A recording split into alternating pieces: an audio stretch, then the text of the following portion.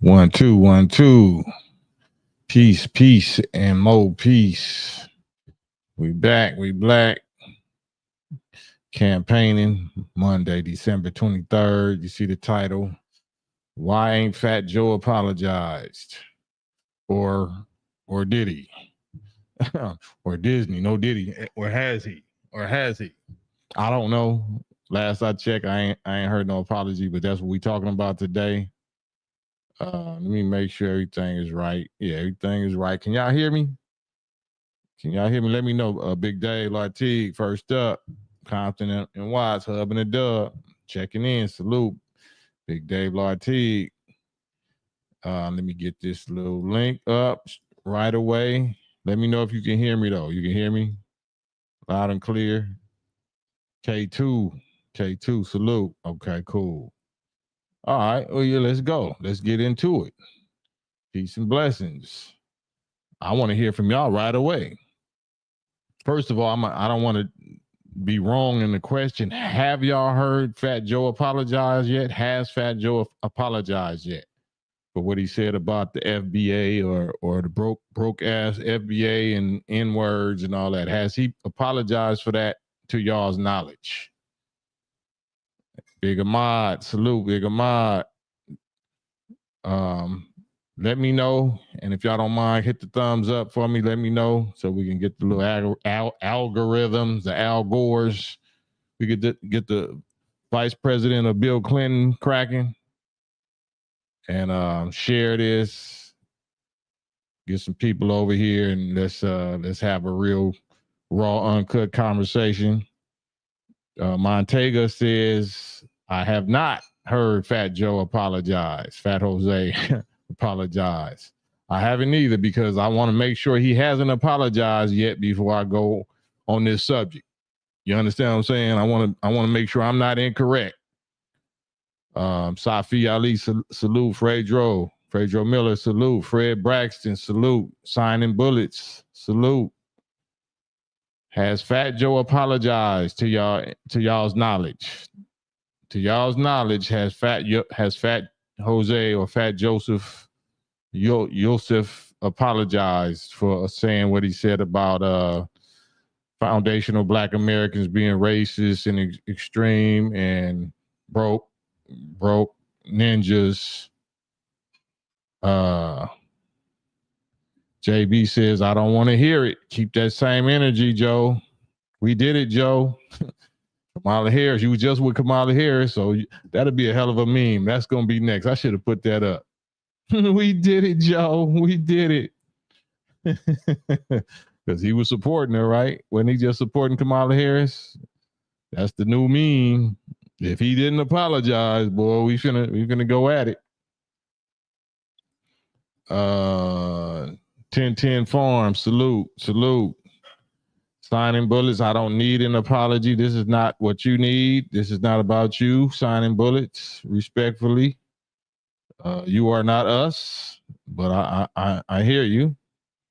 Yusuf Arlan, salute. Safi Ali, Joe lost any credibility he thought he had with us. Ahmad Jabril said he didn't. No rappers got on him for that either. That's interesting. That's what we want to talk about tonight. What Ahmad just said. He didn't apologize to our knowledge, and no rappers, to my knowledge, has got on him or pressed him or said nothing publicly against him regarding that. Have y'all heard anything? Because I don't want to just go accusing nothing and I'm not hearing from y'all first. Fredro Miller, yeah, the giggling first lady, yeah, the cackling, Kamala cackling in his corner. I hear you. Big Daryl, salute. Jim Martinez, salute. Walaikum salam. Peace to everybody in the chat. The question is, has Fat Joe apologized? Even though we see that it says, why hasn't he apologized? So up until this point, why has he not apologized? And we want to have a conversation about that. Is he on some DJ Vlad energy? Does he believe or think or feel that he does not owe apology for his positions? Azim, salute. Montega said there's a reason not even his own people and closest friends never liked him for real. I don't know. I'm not that close. We just holding court. We're holding YouTube court of public opinion. Since he said what he said publicly, then we got the right to say what we're gonna say here publicly. Because time is of the essence. As each hour, minute, whatever day they go by that we don't hear from Fat Joe regarding what he said about a whole group of people. I don't know if he knew he thought he was just talking about Tariq, or he was talking about everybody who understands what Tariq's title that he used for descendants of slaves of America is, or is it even descendants of slaves? That's another subject that I'm gonna get into also after we deal with this Fat Joe apology business, because apologies, that just shows what we should do. If you don't feel like you owe nobody an apology, you don't owe a whole people an apology for your words, then you don't have no remorse. You don't think you said nothing wrong, and that's cool. So we know how to move accordingly after that. But we all supposed to see if somebody is going to demonstrate remorse or demonstrate because his violation was verbally publicly verbal or whatever. So you want to give them the opportunity to publicly verbally clean it up. But since he hasn't so far, then it's green light on the verbal consequences and chastisements or whatever. Fred Braxton don't like how he tried to fade Lord Jamar. Yeah, I mean, we familiar with that. I haven't seen Microphone Check. Have y'all seen Tariq Nasheed's documentary Microphone Check? That is what caused this whole beef or this whole whatever this is. I don't even know if it's beef, but everybody in their feelings. It's from the Microphone Check documentary, and I guess it's from the argument even prior to that. Maybe it was an argument going on for years prior to that culminated in Tariq Nasheed making this documentary film called Microphone Check that now brought this whole pimple to a head, and that's what we talking about it now for. MCM Inc. What did Fat Joe say? Man, you kind of late. It's all over the internet. So somebody else can fill you in. I would play it, but it got cussing in it and such, so I ain't gonna do that. Monique Hill, salute, greetings. Yeah, Fat Joe definitely exposed himself, signing bullets, definitely exposed himself. And now you got to deal with the people that you expose yourself about or against. And we're undefeated once we get together. Once you get the descendants together, the descendants of slaves together, I'm saying, riding on the same accord, then that's curtains, that's acquaintance, that's acquaintance for you. So that might not, you might want to hurry up and try to take this last little window of opportunity, Joe, to get out in front of this thing and say I was drunk or say I was in my feelings or whatever. But if you're going to stand on it, if you're standing on that business, then hey, I respect it. Now you got to respect what's finna come with that. And that's just what it is. Brian Levine, salute. Should we just keep quiet and separate? Keep quiet from who and separate from who? No, we don't need to keep quiet. I mean, we need to separate. We absolutely need to separate, but we don't need to keep quiet about it because they ain't keeping quiet. That's why we talking, because he didn't keep quiet. he went public on Math Hoffa or whatever on a public platform and said what he said. So if he don't keep quiet, we don't keep quiet. Or if it ain't just him, but anybody. So we gotta start making some examples, right? Somebody got to be an example, right? NC says he's been disrespecting us since he's been in the forefront. This isn't new. How has he been disrespecting us, NC? I'm not familiar with his disrespect. Can you let me know? Can you inform us how he's specifically been disrespecting us? Christian Hammer, this also has to do with Fat Joe being a Democrat shield and Kamala losing due to FBA. That might be. I never thought about it like that. A lot of these people that, had they hopes up thinking that they was going to be up close to Pharaoh. So they played their hand, against us for Pharaoh and for the establishment, and then took that L. Now you got to hold that L publicly. So you might be on some emotional retaliation type bitterness type energy. That might be very true, Christian Hammer. Ahmad Jabril, Fat Joe owes a financial liability for slandering. I mean, hey. Save yourself. FBA understand that we are the true target and enemy here, and tethers understand that. And I want to get into that too, because I agree that concept exists of tethers, but I want to know what do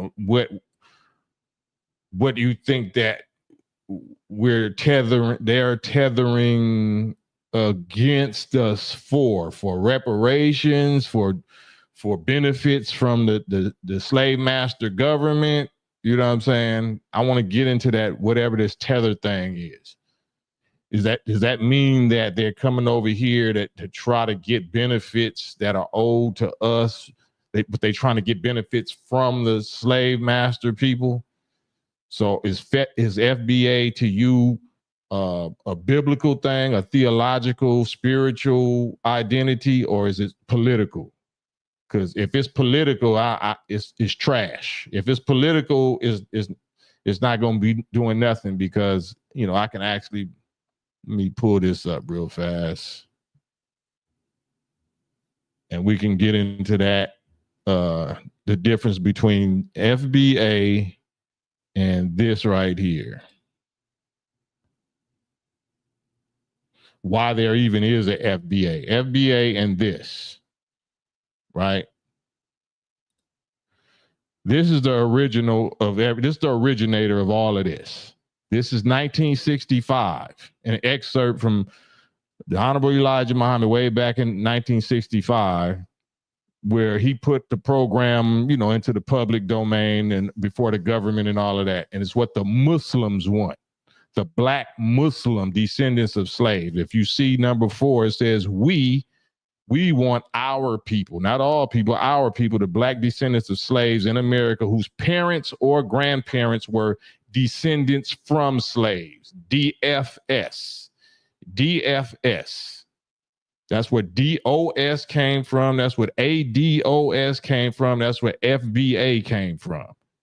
So my question is, why do we want to, use a brand new, hold on one second. Why do we want to use a brand new term? Why don't we want to unite with the originator, with the Godfather, the spiritual father of our black consciousness, which is the Honorable Elijah Muhammad? Is it because you're trying to get some money politically? Do you think reparations is going to come through starting a new, creating a new word for it? You know what I'm saying? So I want to get into that conversation also. Let me get this off of here. But right now we on the violation of Fat Joe.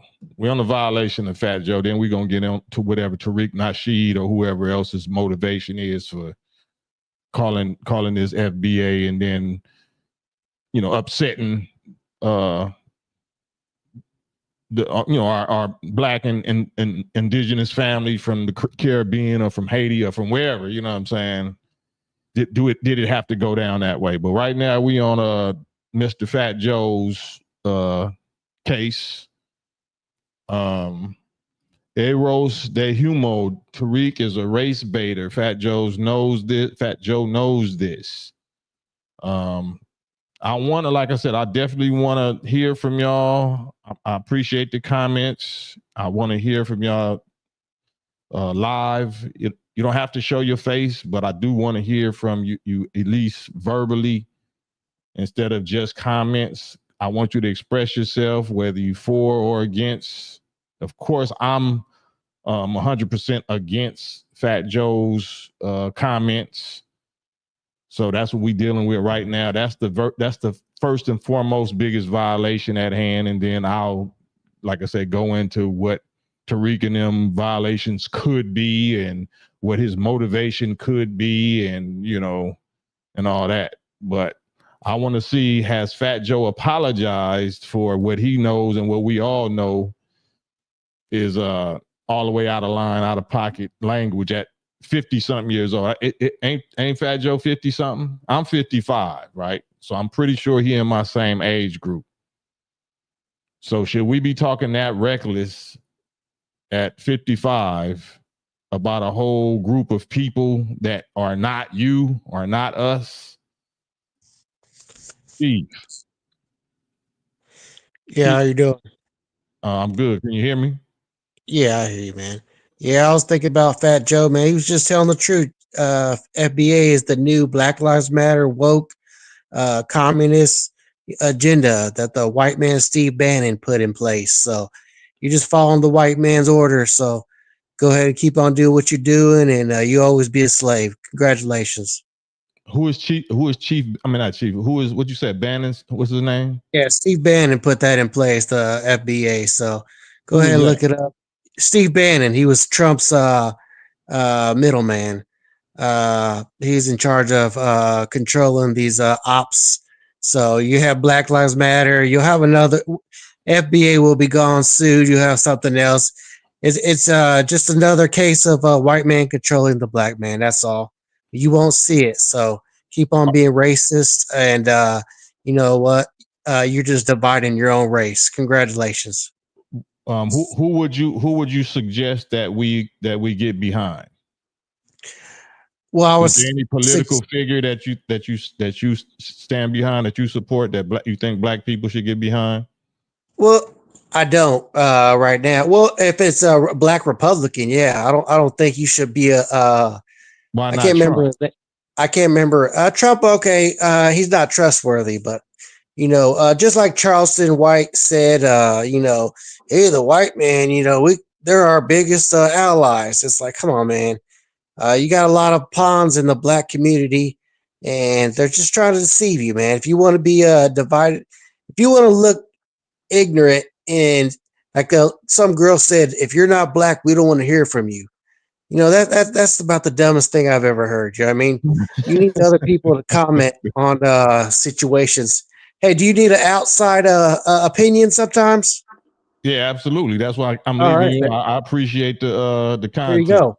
There you go. No disrespect to you, man, but it's sort of wild. You know what I mean? When you start acting like woke liberals, and then say that.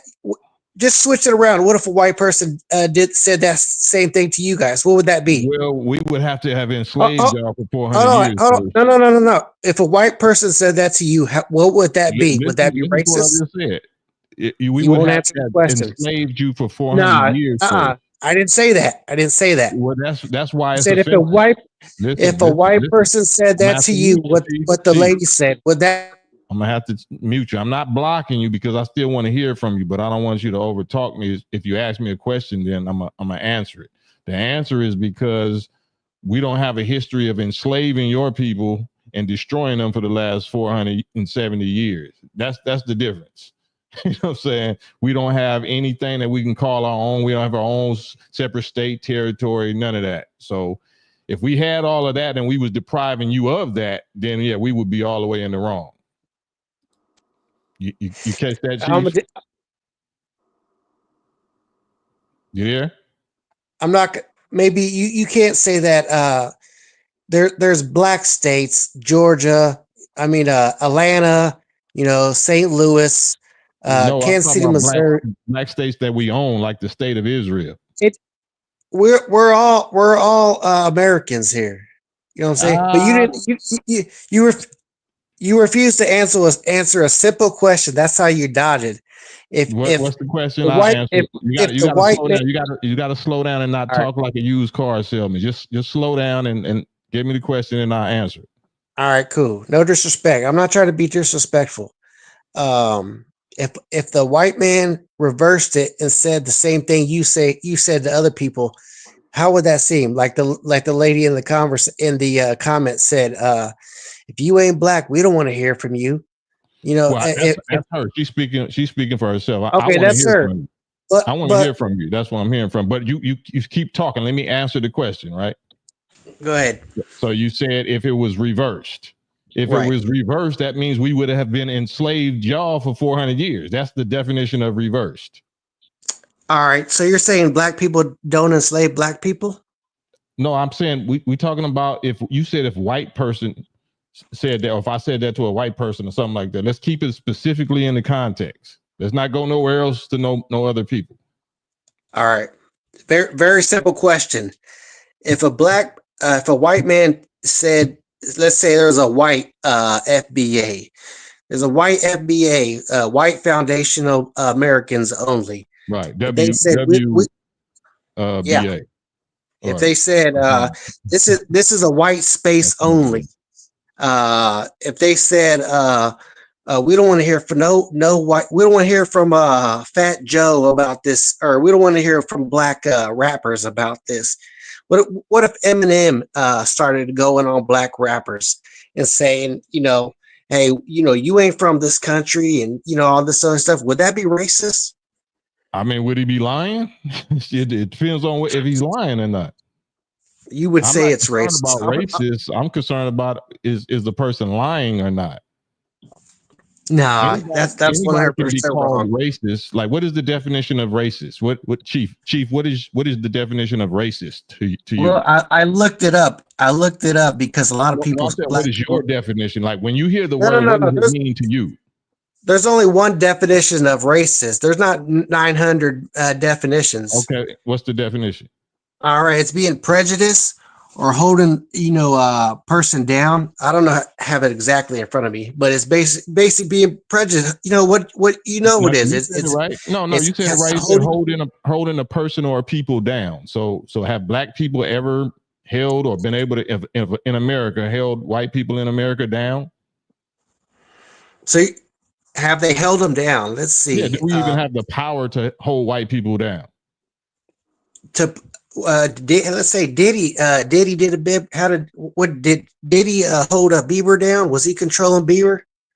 Was he doing that? Individual. We saying people. No. As a people. I got you.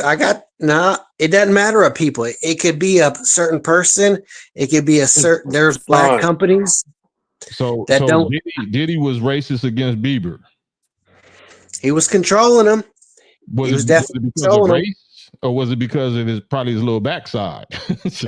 Probably both. But why probably? You can't say probably. Can you prove that was a case of racism? Hey, if it was the other way around, it sure would be racist, wouldn't it?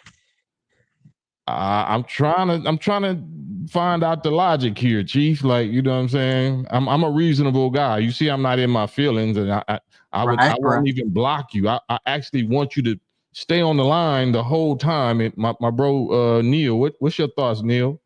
Okay, I just wanted to say, first of all, that was a mistake. FDA was from Claude Anderson. Yeah, from NBA, from Native Black America. Yes, sir. So, and I wanted to ask you, Cam, in my studies, Marcus Garvey probably said that before the Honorable Elijah Muhammad. Is that right, or that's incorrect? Probably said what? Of us being a individual people here in America. Well, he lived before Elijah Muhammad. Okay, because you had said the origin was from Elijah. I'm talking about What did Marcus Garvey say? What I don't know. That's why I'm asking you, Cam. Literally, I'm saying I thought of Marcus, and I know he had his movement, and Elijah said he his was movement was influenced. Back to Africa movement, right? Wasn't it? Yes, sir. Right. So we're talking about what we're owed staying here. This is ours because we bled, sweat, died for 400 years here. So that what we want for our people who are the descendants from slaves, you know what I'm saying, to have our own separate state or states and territory that we call our own, and just like the state of Israel. That's not somewhere else, but exactly. Yeah. So I think Tariq Nasheed's seclude or picking us out and putting us in a particular category. It's like if the Chinese government did something to the Japanese people. How does the Koreans look like trying to get the benefits from when they're trying to give it back to the Japanese? I agree with that, but that was already laid out. Like I said, what I just showed you here. This was already laid out in 1965. Point number 4.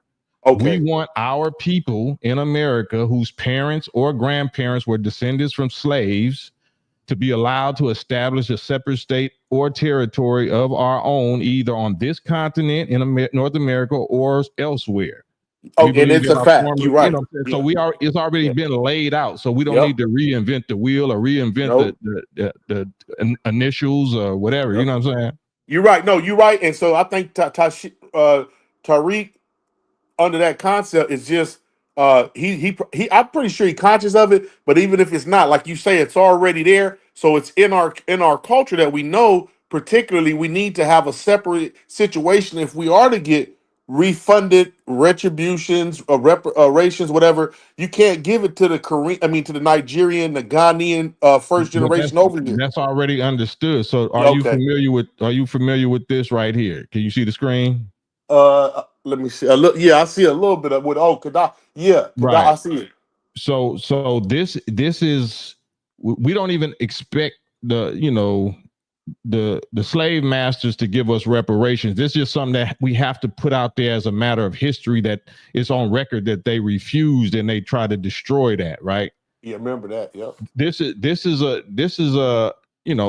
why they killed Gaddafi, because Gaddafi didn't just pledge 1 billion to Farrakhan to get, to take care of the reparations of the descendants of slaves, not the Nation of Islam, but the Nation of Islam. Farrakhan is who the world trusts because of his track record and his understanding to help us through. Yep. They're going to help, their long lost brothers and sisters from Africa with reparations and with the wealth of Libya. They killed him because he was offering the entire wealth of Libya. The $1 billion was just an initial good faith demonstration that he was trying to do right away. Who killed him? Obama. There it is. He on the picture. You saw him up there.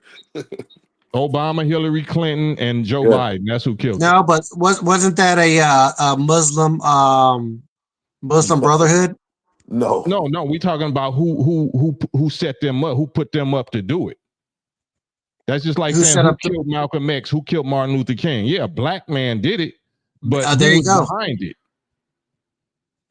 Muslim Brotherhood. The Freedom of Information Act said who killed Martin Luther King and Malcolm X now, Chief? Who said, what does the Freedom of Information Act say of who was really behind that? I don't know what it says. I don't know. Now, see, they don't ever know. It's the FBI. Well, I was going to say that, but I didn't know who was going to. I didn't know who was this. Well, I don't think Malcolm X is dead, though. So that's another story. Chief, is the FBI black? Is the FBI director black? No, there's definitely some people working for him. There's some feds that are black. All right. Well, you know exactly where I'm going with this. So, COINTELPRO, FBI, CIA. Are you familiar with John Perkins, Confessions of an Economic Hitman? Have you ever heard of him? No, I don't think so. All right. Well, I'm gonna post all of this back up so you can research exactly what I'm saying. We got receipts, right? We got receipts of the wicked satanic American government, white supremacist American government in collusion with Zionist people of Israel and Europe that are the masterminds and the architects behind the destruction of the black people of America and dark people all over the planet. Well, you're Muslim, correct? Nation of Islam Muslim, yeah, not Arab Muslim. Well, isn't Muslim Freemason? Don't they call Freemasons their brother? Explain that. You talking about white Freemasons?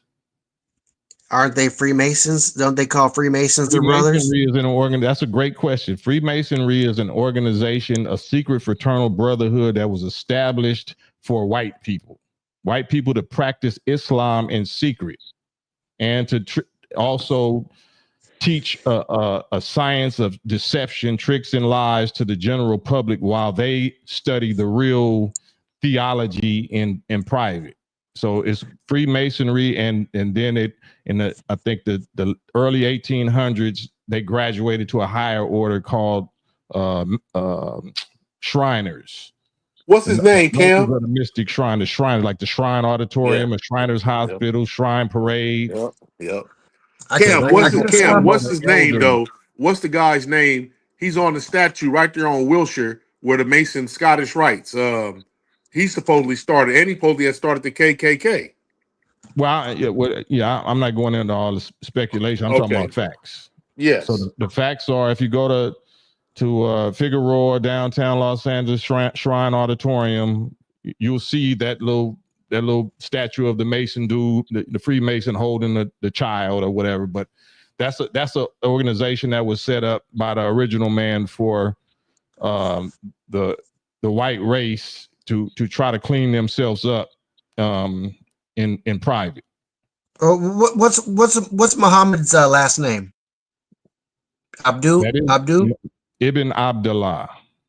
Muhammad Ibn Abdullah, son of Abdullah. You talk which Muhammad you talking about? Well, I've heard of Muslims say that Muhammad was a Freemason and he believed in unity of between religions. Yeah, but that's not. I never heard. Yeah, Freemasonry comes from Islam. Islam doesn't come from Freemasonry. Freemasonry is a secret brotherhood, fraternal order of white men that study Islam in secret. They had to study it in secret because their life would be on the line if they practiced it outright. From Freemasonry goes into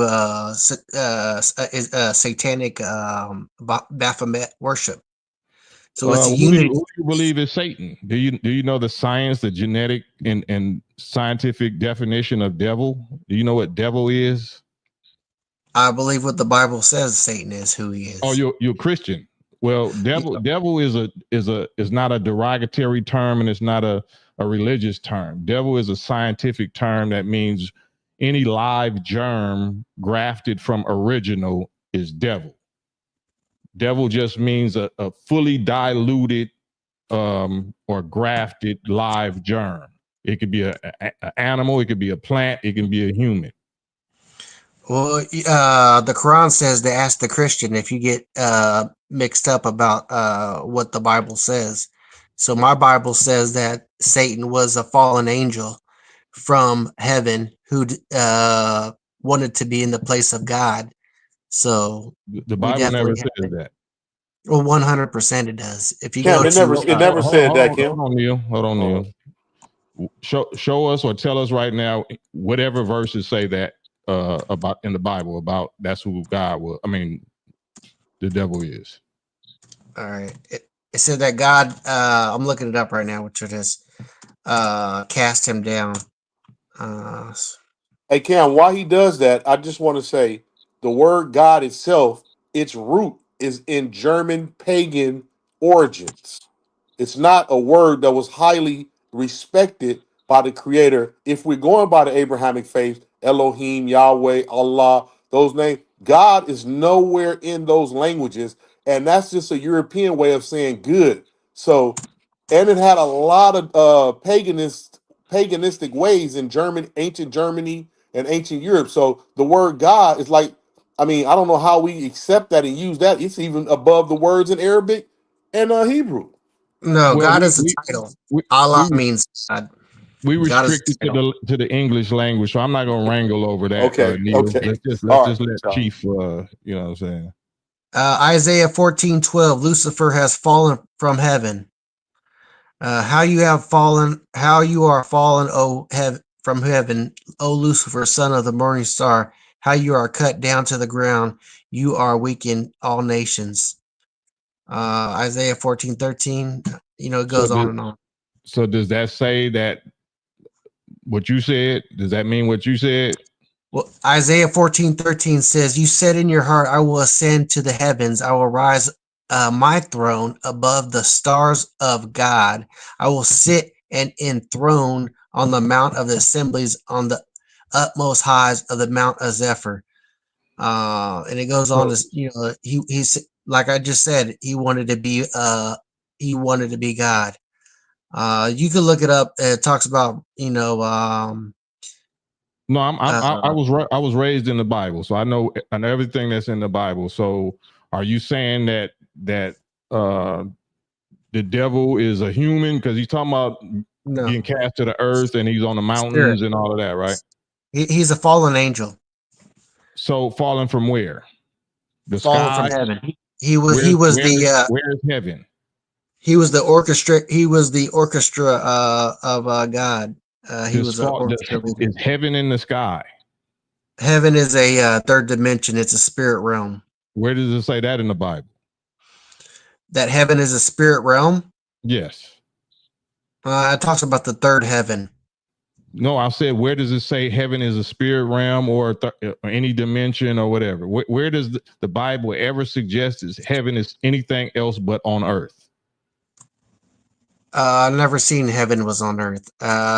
Is there streets of gold and milk and honey in heaven according to the Bible? 100%. Streets So of gold. streets are spirit. Where gold is made out of elements and honey is made out of bees. Is there bees in heaven? Or if you were raised in the Bible, you would know that the devil was cast down to hell, and but we already heard that. We're now trying to get you to prove where this hell or this heaven is. You saying that he was cast down from the sky or from another dimension? You're saying that the devil is a spirit, or you can't identify him? Who do you say the devil is? Lucifer, son of the morning star. So is there just one devil, or are there devils? Well, there's demons who are fallen angels. Demons are not devils. Demons are the devil is one person. The devil is one person. Correct. And they're not human beings. No, they're spirits. So we can't identify them then. It's no way, according to your belief in Christianity, there's no way to identify the devil. Lucifer, I just said that. He's a spirit. He's a fallen angel.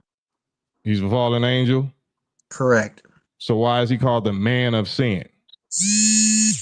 The man of sin, because he is that was what they described him of. That's a good question, though. Who described him of that? No.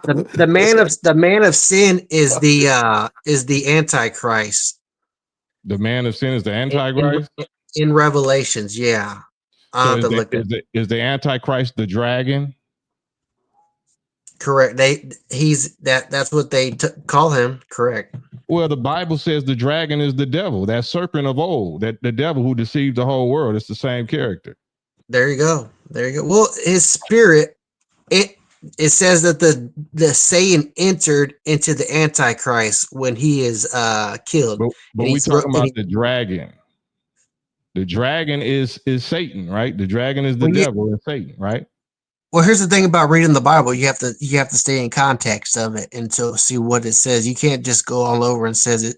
Well, it says this. You have to have the context. I'm not going all over. I'm saying exactly what it says.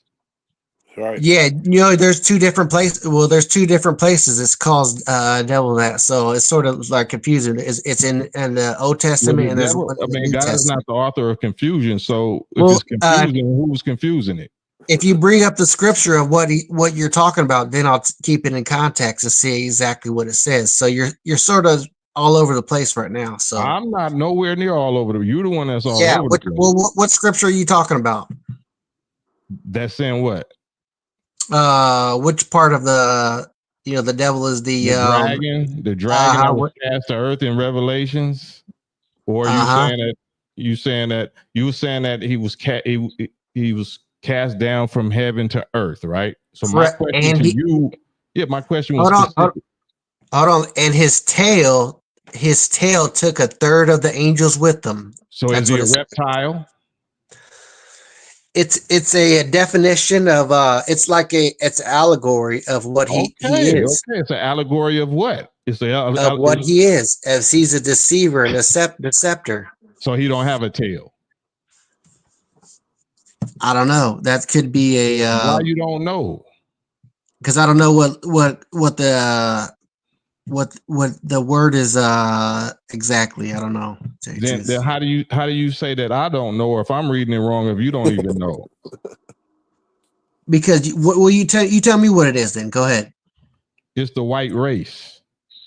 No, that's false. 100%. Okay, well you could tell me what it ain't, but you can't tell me what it is, right? Well, then show it to me. You can tell me what it ain't, but you can't tell me what it is. All right, show it to me then. Let's see it. Cam, while you do that, I just want to ask Chief one question. Chief, go ahead. When you said earlier Satan was the son of the morning star, are you saying that morning star is a little bit above Satan in power, but under God and him in the morning, God and the morning star are in alignment, or God and the morning star is fighting because God doesn't like his son Satan? He's a false he's a false representation of Jesus Christ. That's the morning star. Correct. They're separate, right? So Satan and the morning star are separate. No, they're the same. They're the same. But he's because the son of. Okay, go ahead. They also call Jesus Christ the morning star too at times. Okay, go ahead, Kim. But I'm going to research that one because I need to get into that one. That's a great question. Chief, in the beginning of the Bible, when Adam and Eve were talking with the serpent, is the serpent a real serpent, or is that an allegory? Is it a real snake that talked? What does that have to do with anything? I don't understand. Just answer the question, because it's the character. That's the same character, right? The snake is the devil in the garden in the beginning. In Genesis, it's a little snake. By Revelations, by the end of the book, it then grew into a big fiery red dragon with 7 heads and 10 horns and all that kind of stuff, right? Is that the same character? You're correct, 100%. So is it a snake, or is it talking about something else? It could be both. Could be both. It could be a white man. It could be a man, right? No, it never says he's a man. It could be anything but a man, right?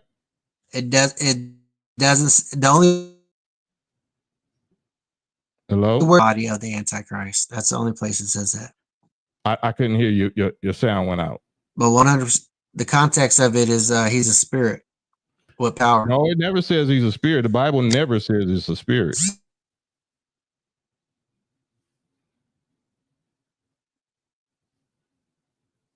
You there? Hello? I can't hear you. I said the Bible never says that the devil is a spirit. So we can continue though. Let me let I don't want you to go anywhere, Chief. Sorry, I can't hear you. Here and I'm gonna go a little further on this Fat Joe stuff. Damn, my bad. Oh damn, you got goals. I didn't say leave, Chief.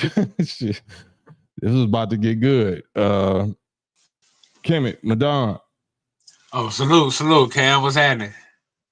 Oh man, just chilling. We on this. Why hasn't Fat Joe apologized?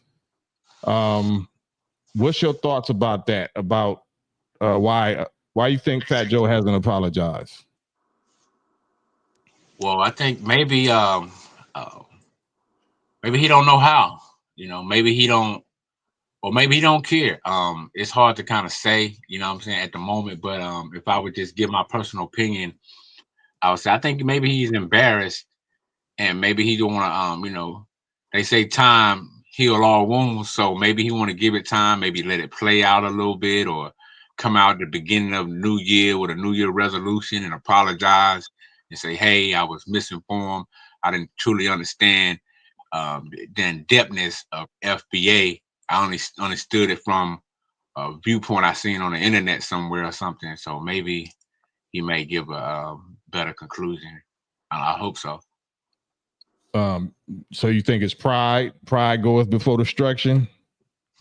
Oh, Was fact. pride wrapped up in that statement? Was it bitterness? Was it anger about something else?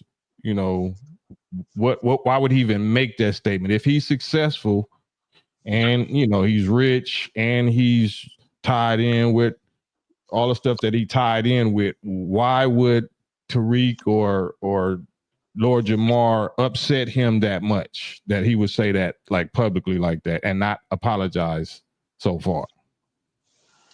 Well, I think it got a little bit to do with all of it. Ego most definitely. When you got money like that, you got, you ain't got to, but a lot of our people, they tend to sway to where their ego up there in a lot of cases, unfortunately. And I think he probably see Lord Jamal beneath him. Like, hey, this your career been in the knife inning type of thing. Like, you're washed. Like, he might just truly see Jamar is like washed up, and he's more relevant than Jamar.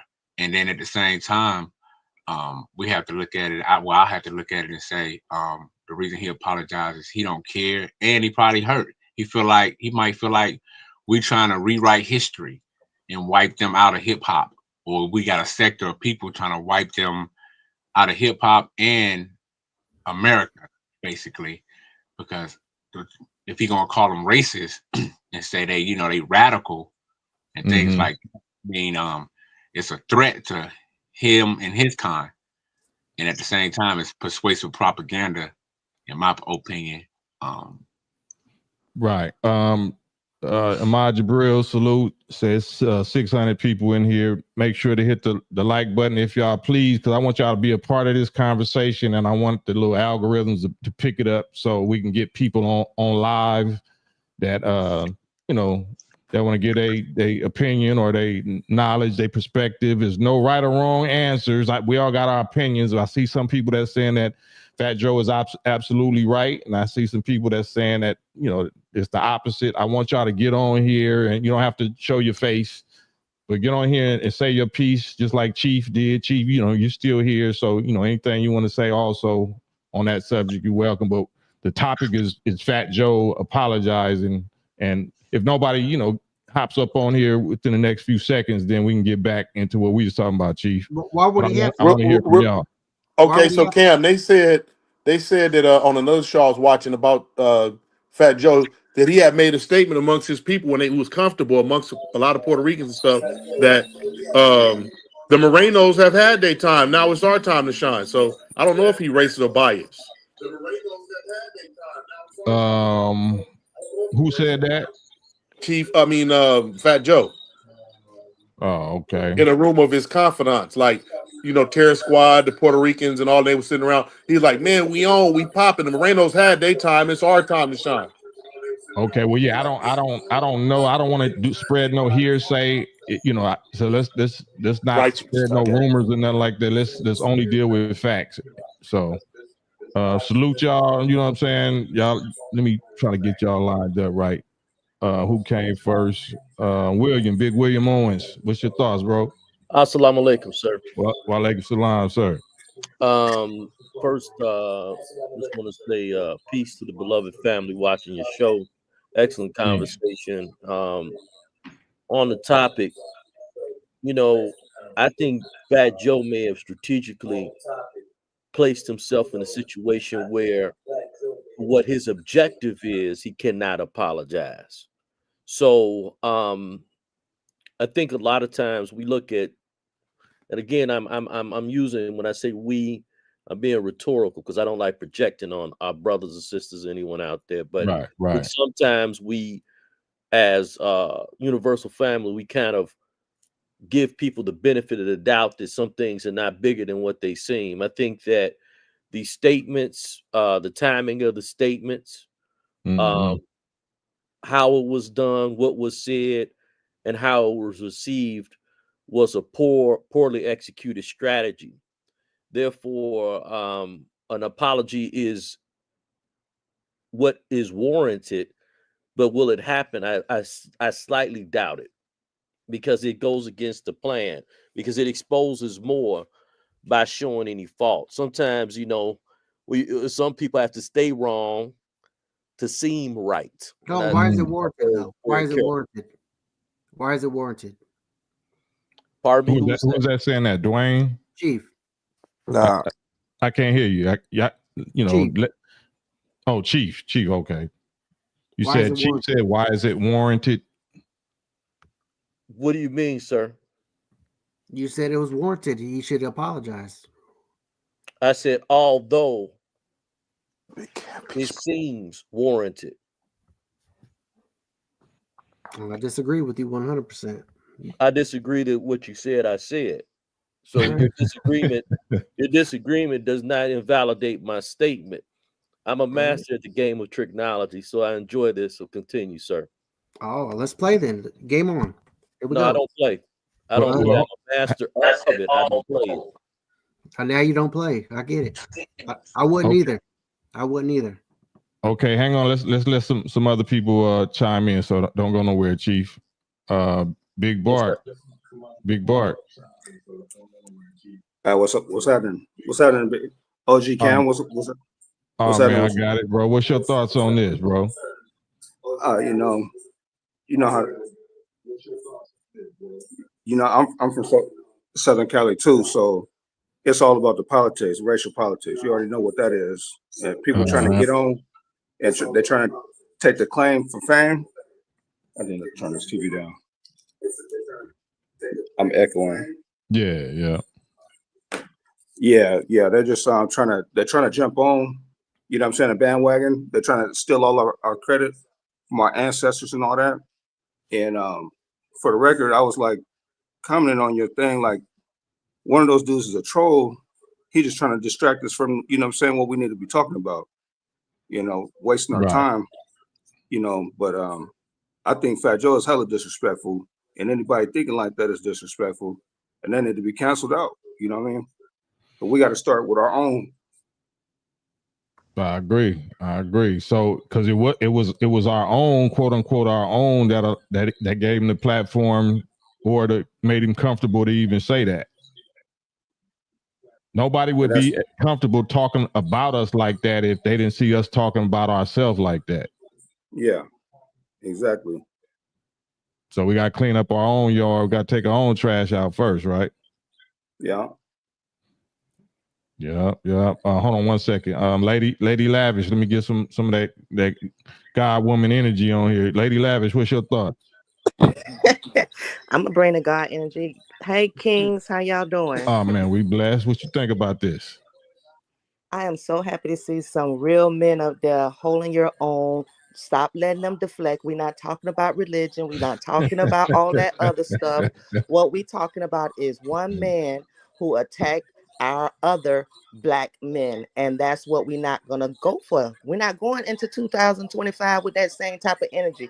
We're gonna show respect. See, because what I'm saying is, as soon as they would have did that on a white platform, and we would have been doing all of this, what we're doing right now, Fat Joe would have been canceled in the morning, because the white people do not want to lose their Black audience. It's us as Black people who are afraid to lose the ones that's hanging on the fence. We don't care nothing about them people hanging on the fence. If you want to hang over there with Fat Joe and call our brothers that's trying to do something for our Black community, I don't care if it's going to just affect the ones that are foundational or the ones that we want to include everybody. If you guys want to sit there and allow another race to disrespect our race, you got to go over there with them and stay there and help them, because they're going to need all the help they can get when we get through with them. If this was an LGBT concern, all of us probably be quiet about the situation because we don't want to attack the LBG community. But if he would have said anything about the LBG community, every race would have counseled him by yesterday. That's By big. yesterday. And it's a small cap, the Ashkenazi camp. Yes. They Yeah. can't talk about no Jewish people. They can't talk about the Latinos. Right. They still got a lot of Latinos that have hit our black women on TV, have drugged our black women, have did some real disgusting things. And I'm not saying that. No, Listen, they didn't. I'm No, not. they didn't. Listen, No, I'm they not didn't. saying. Yes, Well, they did. They still have all these Latino women who do these nasty things to our men. We do some stuff too, but let us handle our own people. They do it. We need to address them. I'm sorry. And they don't need to be on our shows. Get them off. Get them off our airways. Get them out of our community. They have a big community over there. They can do their own thing in. Fat Joe can go over there and speak reggaeton. He can go over there and do Latin music. That's all I'm saying, guys. And y'all keep up the fight. Well, That's we a racist appreciate comment. you, It's sis. a racist comment. No, it's not. Very racist. No, it's Yeah, it not. is. That's very racist. Oh, you How? go over there and do reggaeton, and the Latino drugged our women, and the black man, they drugged our women. Now the black man beat our What is women. your race, Chief? You didn't listen, sir. You didn't hear what I said. I said Yeah, I heard exactly they're what you coming. said. It was They're racist. coming on our shows And and this is fighting the- our black women, and we're allowing them to say racist stuff on TV to our black women. And when the black women speak out about it, nobody stands up for the black woman. We sat there and seen Spice and this Latino girl go at it on TV, and she still get to make a bag by coming on all of y'all platforms. I know what sister's referring to. Hold on one second. Let me see something. Chief, I just hit mute because I don't want y'all over talking each other. Chief, it's on you. Can you, Chief, let us know what your ethnicity is? Are you white? Are you Latino? What are you? all Mexican from Kansas City. Oh, I thought you was white. No, I'm Mexican. From Yeah, Kansas Mexicans City. are white. No, Mexicans ain't Once white. again, that's false again. You know, That's not false. You're white too. You're white too. Then what's your name? What's your name? Well, hold on, bro. We're not doing that on. You know what I'm saying? This is what Fat Joe was talking about. You guys play the game. Hold on. This ain't. You guys hold proved on. my point already. I'm gonna gone. mute both of You guys y'all. proved my point. Thank you.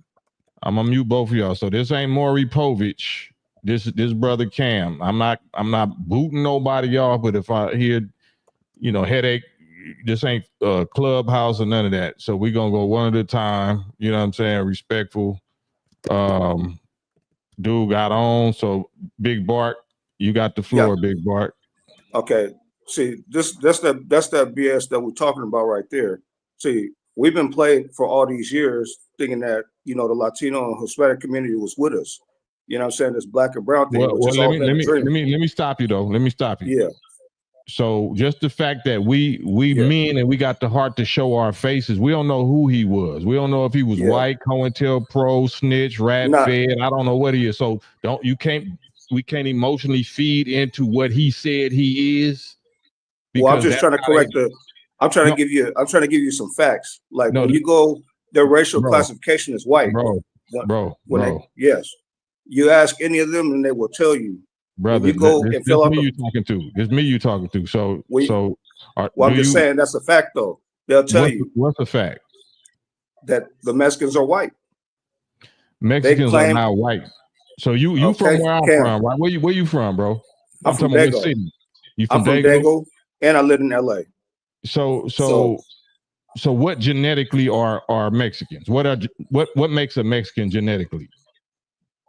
You ask them, they'll tell you what they classify I'm asking you. Well, I'm just telling you what the facts are. Hispanics are white. You know what I mean? And some of them are mixed, but the thing is, they don't claim that. Spaniards, they don't claim that. Spaniards from Spain is the ones that came here and conquered the native indigenous, black and brown, native indigenous so-called Indians. Mexicans are a product of Spaniard, white European, Caucasian Spaniards that came over here and did to them what white English people did to black Africans. That's why I'm light skinned like this.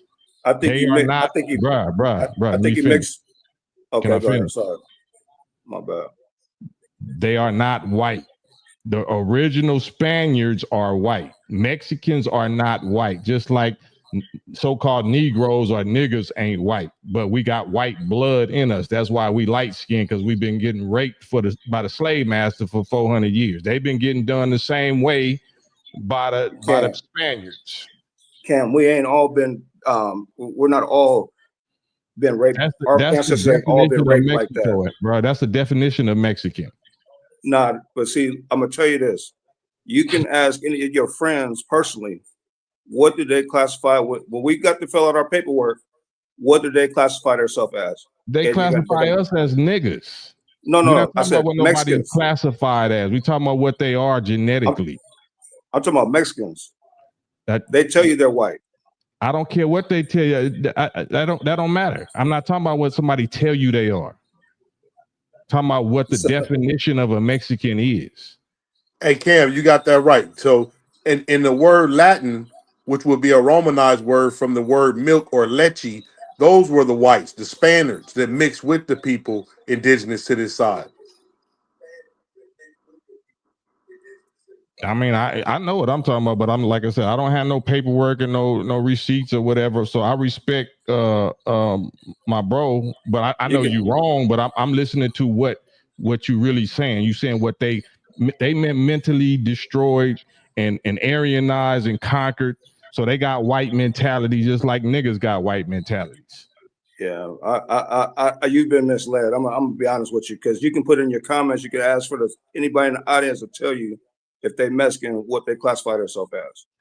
So you're not hearing nothing that I said. Classify is something you can choose to do. Well, your actual blood is not nothing that you can choose. I can't tell somebody what they are, but I'm telling you, I learned this when I was in LA.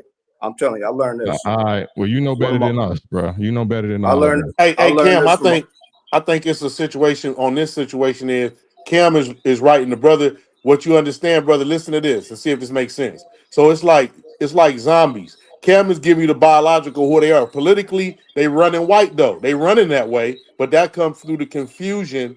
And a lot of them have not been confused. Some of them, but it's more than that are, and the more that gets the limelight is the ones that are confused. So it's looked at as, but they're not white genetically. Hey, brothers, listen. Think we all are doing the same thing that American do to all the black people and all of us all the time. We get off the topic.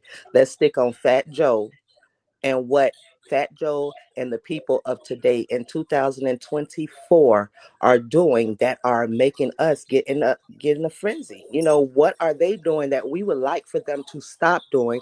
And let's make it very clear to them that we're not standing for it no more. And how do we do that and make that the main focus instead of everybody want to go back 400 and 500 years?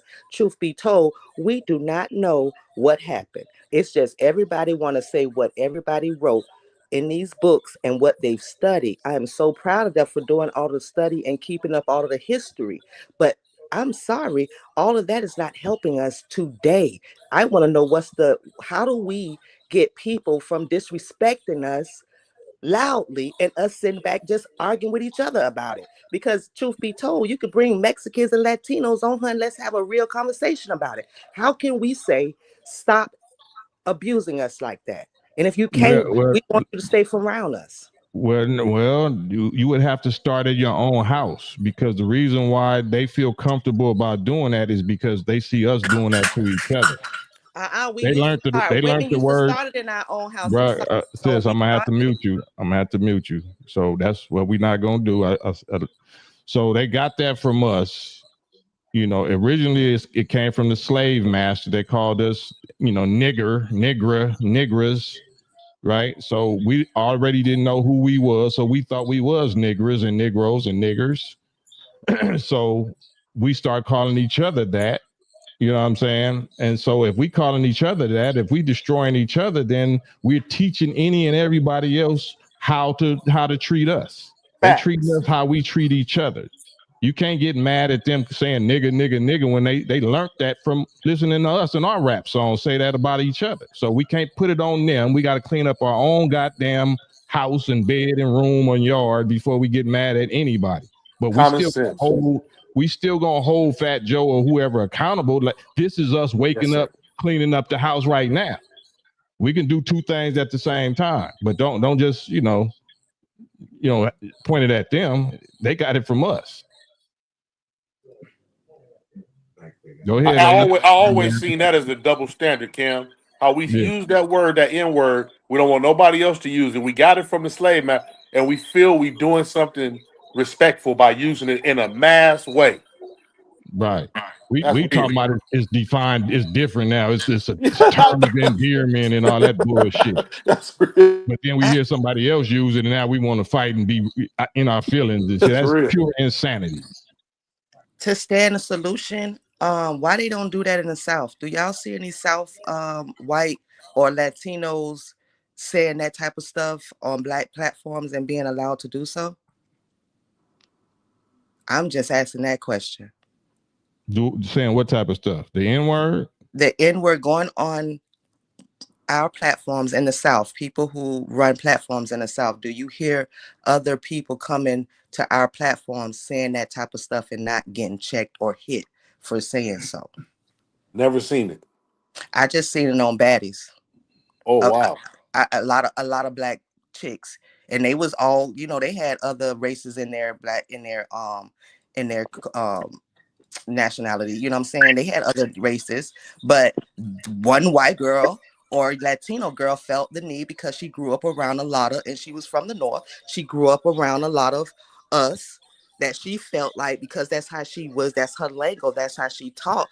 She got beat up so many times on that show by all different type of girls, because she want to feel comfortable. If we say don't do it, just like I'm in a relationship, if I say don't hit me, don't hit me.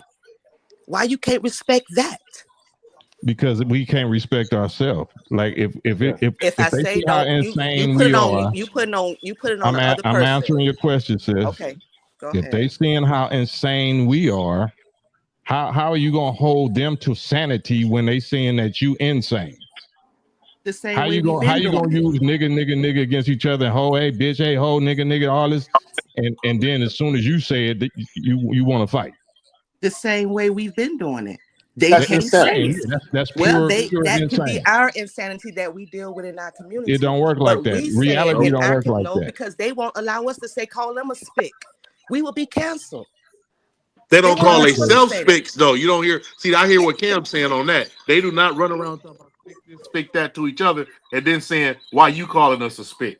And also in New York, Sister Old, I'm 54 this year, so I know growing up, New York Puerto Ricans have always used the word nigga. Only the Mexicans of LA have started using it recently, and it's kind of conflict, kind of not with the OGs out here. But yeah, they've been using that word, the Puerto Ricans in New York, since at least the 70s, probably the 60s. And listen, and I bet you if one of your Latino partners was with you and one of us had an issue with that and we hauled off and we punched him in his mouth, you're going to have his side and you're going to help your homeboy kick our ass, right?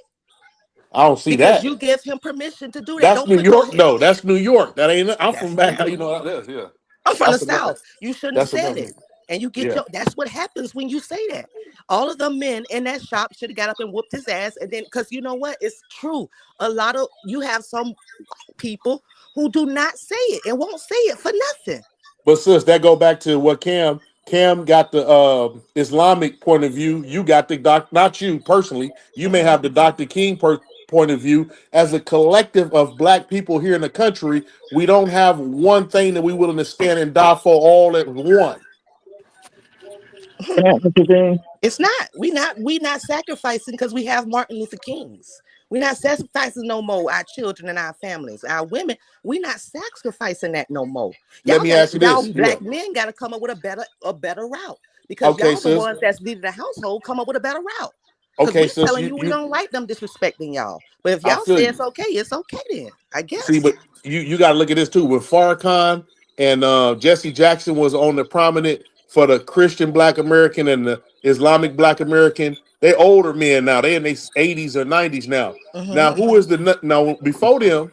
You had Dr. King and you had Elijah or Malcolm in them. Everybody knew who was coming up next. Farrakhan was next. Dr. King was next. Jesse was next. What is the next one after Farrakhan and Jesse? We don't even have It's kind of fell off. Who do we know? Who are y'all creating? Y'all the Can I, men. can I intervene, please? Can I intervene? Yes. Go ahead. Yeah, first of all, I want to say peace, Brother Cam. I want to dead this right now. I hear a brother asking about Jesse and a minister. Please let those men rest right now. Let them take Jesse their is seat. alive. Yes, sir. I understand that. Oh, I'm I from thought you said let him Chicago. rest in. I thought you said let him rest in peace. Oh, okay. Go ahead. I didn't say peace. Okay, go I ahead. didn't say peace. I said rest. We have to stop being cowards. Those are elders. The only thing that we should be doing is asking for counsel. No I person guess over you didn't 30. hear what I said. I didn't disrespect them, man. I said who was coming next. We had patterns of generations. What I was saying, we had Dr. King, we had Malcolm X. As they passed the baton to Farrakhan and Jesse, now Jesse and Farrakhan are so old. Who, as a black community in America, looking out to the speakers of Black America, do the Muslim side and the Christian side look to handle that baton now? That's what I was asking. So I understand. So to that, I would say, let's look in the mirror and let's start working. That's it. That's all. Also, I would like to say the brother in the red hat, I'm sorry, I don't know your name. I think you and Cam were going back and forth. I think your point was that Mexicans identify as white and legally they are categorized as white. Ethnically, they are who they are. They're not white, but legally and racially, they are categorized as white. So I just wanted to put that out there. And Cam, thanks for having this conversation. It's good seeing you online. Thank you too, God. Bro, Go ahead. Cam, may I say something, sir? Yes, sir. Just a point of clarification. If we're talking about European standards, there's only three, and I'm gonna repeat, European standards. There's only three racial classification. There's Negroid, Mongoloid, and Caucasoid. All ethnic groups fall under those three racial classifications. So part of the game of tricknology, getting back to the part of the show where we're going from with Fat Joe, is all of the different words and tricks and things. That's what's causing some of the confusion, even as we dialogue with one another. You know, Brother Cam was on point, and Sister is actually on point. But what causes the confusion, it goes to the dear brother with the red hat. And I apologize, sir, I don't recall your name. Is that the government changes things so often? Its purpose is to confuse. And so it's very important we get to the foundation of things and we understand those things, and it'll help us, you know, as a universal family, be able to get along with one another. I'll say one last thing, then I'll humbly be quiet and listen again and learn. Is that when we discuss our elders, you know, many of our leaders, teacher, and guide, Honorable Minister Louis Farrakhan or others, you know, in their age, and we make statements as what are the Christians and Muslims and what are this, that. That's part of our own undoing and that confusion as well. Until we can look at ourselves as one universal Black family, we're going to completely continue doing this over and over again. And until we can find a way to get these classifications of one against each other out of our minds and out of our systems, we'll have people and distractors like what happened with Fat Joe repeat themselves again. I'm going to silence sir and give the mic back to you, Brother Cam, sir. Man, I appreciate that. Agree with it. Bro, Black Mud, what's your thoughts, Black Mud?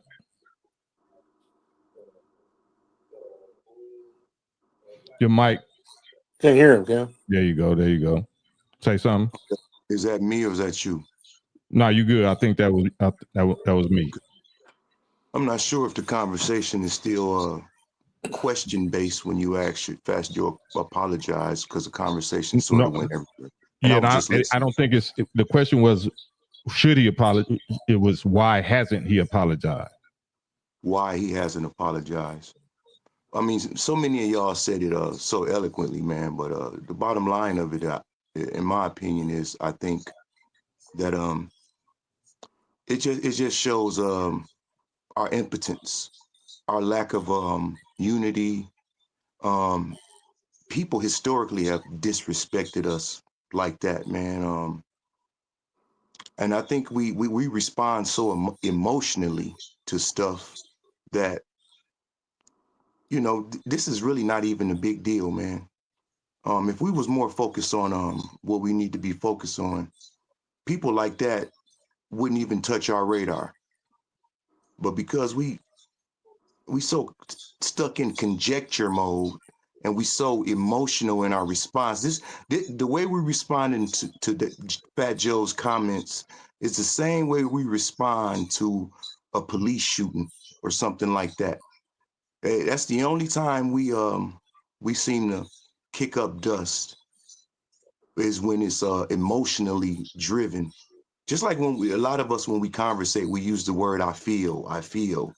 We rarely say I think. You know, I just think all of this going on with this fat dude, it's just too emotionally driven, man. He been using that N-word recklessly his whole career. Yep. So it don't really surprise me. What surprises me is how and I'm 53 years old, how generation after generation, we are still shocked by the disrespect that we get from everybody else. And we can't see the disrespect is because we disrespect each other. That it don't shock me that people still disrespect us. It shocks me that we are still shocked at it. You know, I think we need to stop responding so emotionally so much. And we start and the sister is right. More men need to stand up, and logic and facts and common sense need to take place. It's just too much emotion, man. And I think that a lot of the emotion comes from women have been in the leadership of our families for so long that a lot of our young men and males have a lot of that emotional energy. And I'm not knocking emotion. Emotion is good in its place. You understand? So that's really all I want to say. Man, I appreciate that. Enigma, what you think about this? Hey, I'm Jamaican, man. You said I have a Dominican different. or Jamaican? I am Jamaican, so I have Oh, a different Jamaican. perspective of this whole thing. Gotcha. Yeah. So the whole thing about Fat Joe, I really think, is what I see going on Twitter is the tether, and everybody we can call it tether. I've been called a tether. I'm like, what is a tether? That shit Hmm. pissed me off. I'm like, I'm not got nothing against America. Why you call me tether? So I think that's where it's coming from. The name calling. And I've been called. I'm coming from a mud hut. I'm like, what the hell?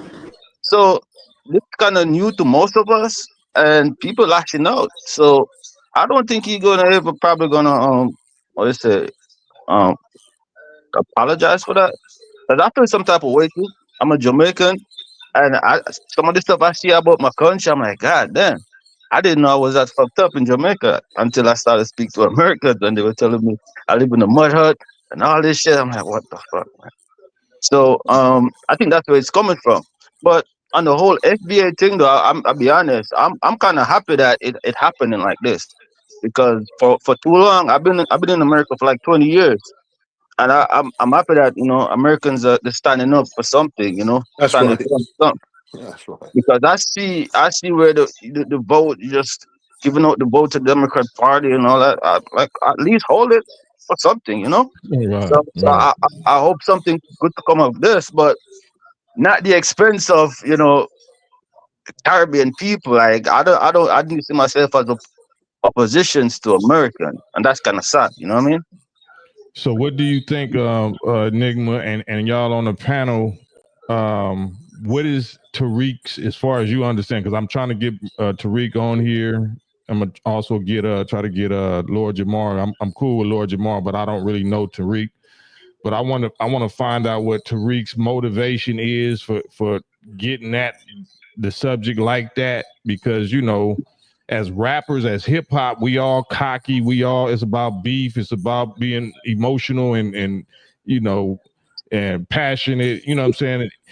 So you want the people to feel you, but at the same time, if you violating or you offending a whole people by calling them this and calling them that, or roasting them, or that's why I put up this right here, that the Honorable Elijah Muhammad, this was the Nation of Islam. This is disciplined and respect and honorable and civilization way of going about that same subject. Like point number 4, it says, like I said earlier, we want our people in America whose parents or grandparents were descendants from slaves. That's what DOS and FBA and ADOS came from, is this right here. That's right. That's right. Say that again.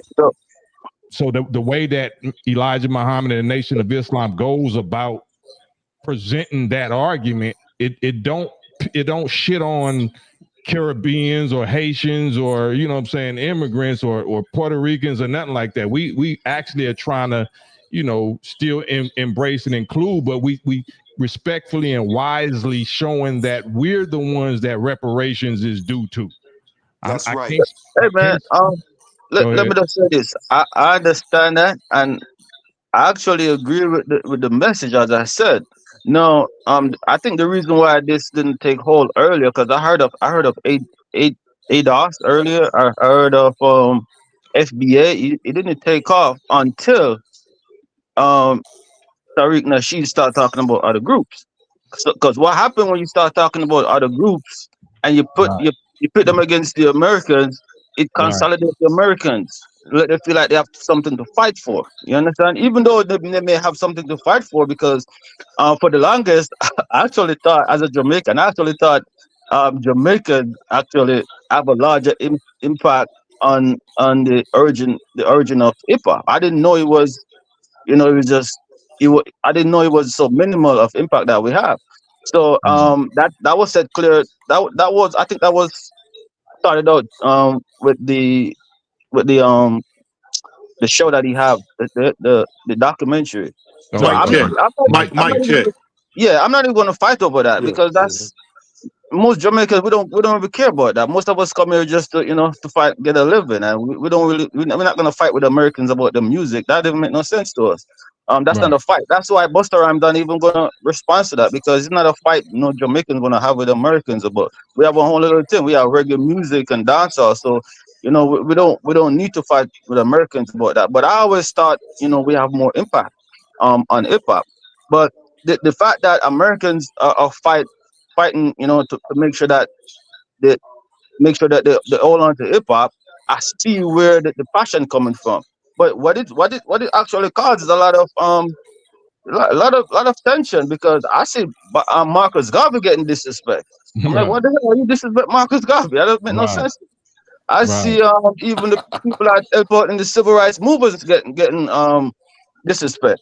So that that doesn't make no sense to me, because at the end of the day, if stuff go down,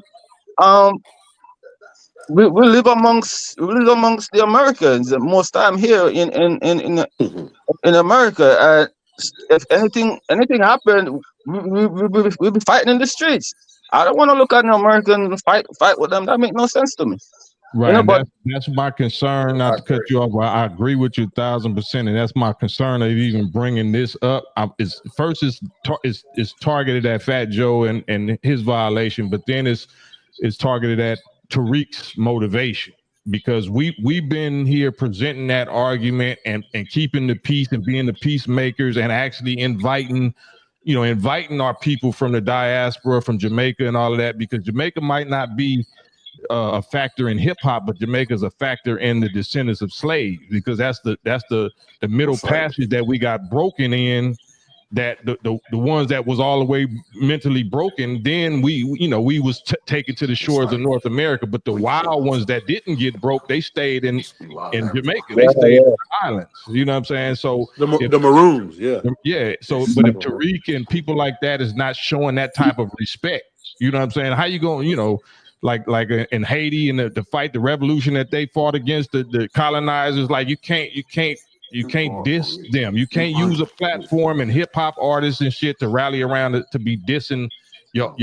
our people like that. So Hey I got Cam, I think not to cut you off, Cam, I had to say this because Tariq, he did a lot of stuff in the historical connection of all of that with the Moorish thing and all that, and the Maroons and all that. But I think he do that shock treatment stuff a little too much, like you saying, because and then I would love for you to get him on the panel because even in Jamaica, there's a rumor going around in Black America that Jamaicans don't like Haitians over there, and how could that be when Haitians and Jamaicans kicked the revolution off together on the island of Haiti? So I don't know, you know. Yeah, we don't get along with Asians for other reasons, man. It's kind of Wow. Yeah. yeah. I think it's have to do with voodoo and all that because it's a whole dark African heart shit. So that's the all of this is some Willie Lynch division shit, right? Hey, hey, yes, Kel, sir. real quick, let me tell the Jamaican. I just want to say this, Jamaican, because it's ironic you say that. See, that's putting a stigma on African voodoo and calling it bad by our own people when it was Bookman from Jamaica who went to Hades and put the voodoo down. So if you want to say anything about the voodoo, it started with the Jamaica.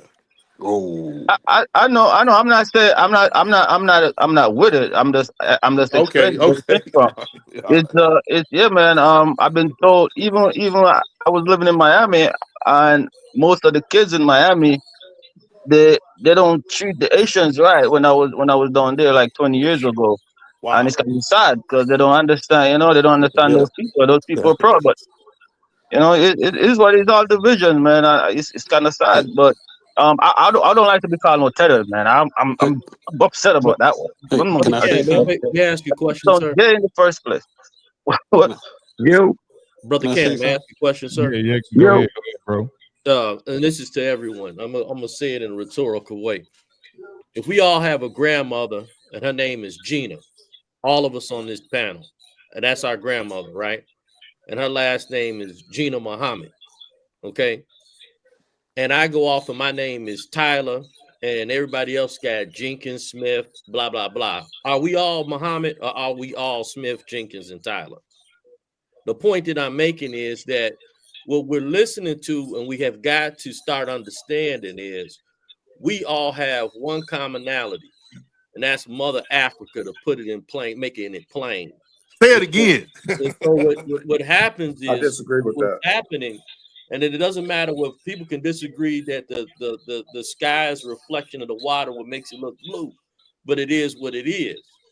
And you can disagree that the sun, moon, and stars exist, but they are what they are.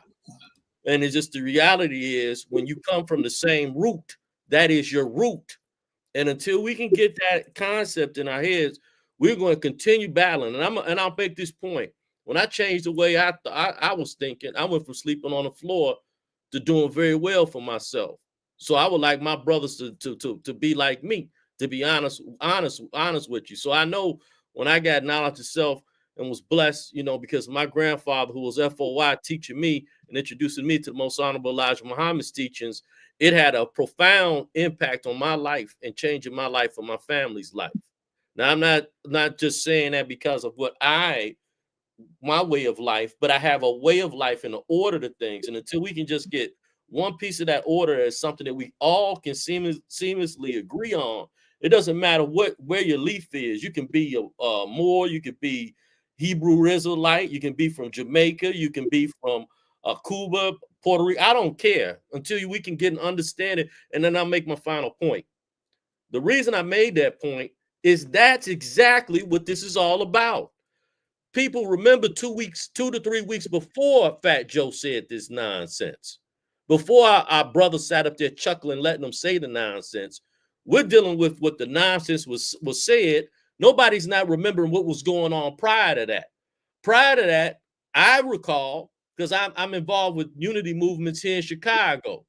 We just had brothers from everywhere. We had black, brown, all kinds of stuff that's on the streets, not on no YouTube, not on no mass media, because they don't show none of that stuff, of people trying to really put some work in, man. And so I honestly still feel that all of this is a major distraction to destroy gains that are consciously being made, because people are getting knowledge of self and consciousness. On that note, I'm gonna humbly submit back to you, Brother Cam, sir. Man, Cam, salute. can I I say got something?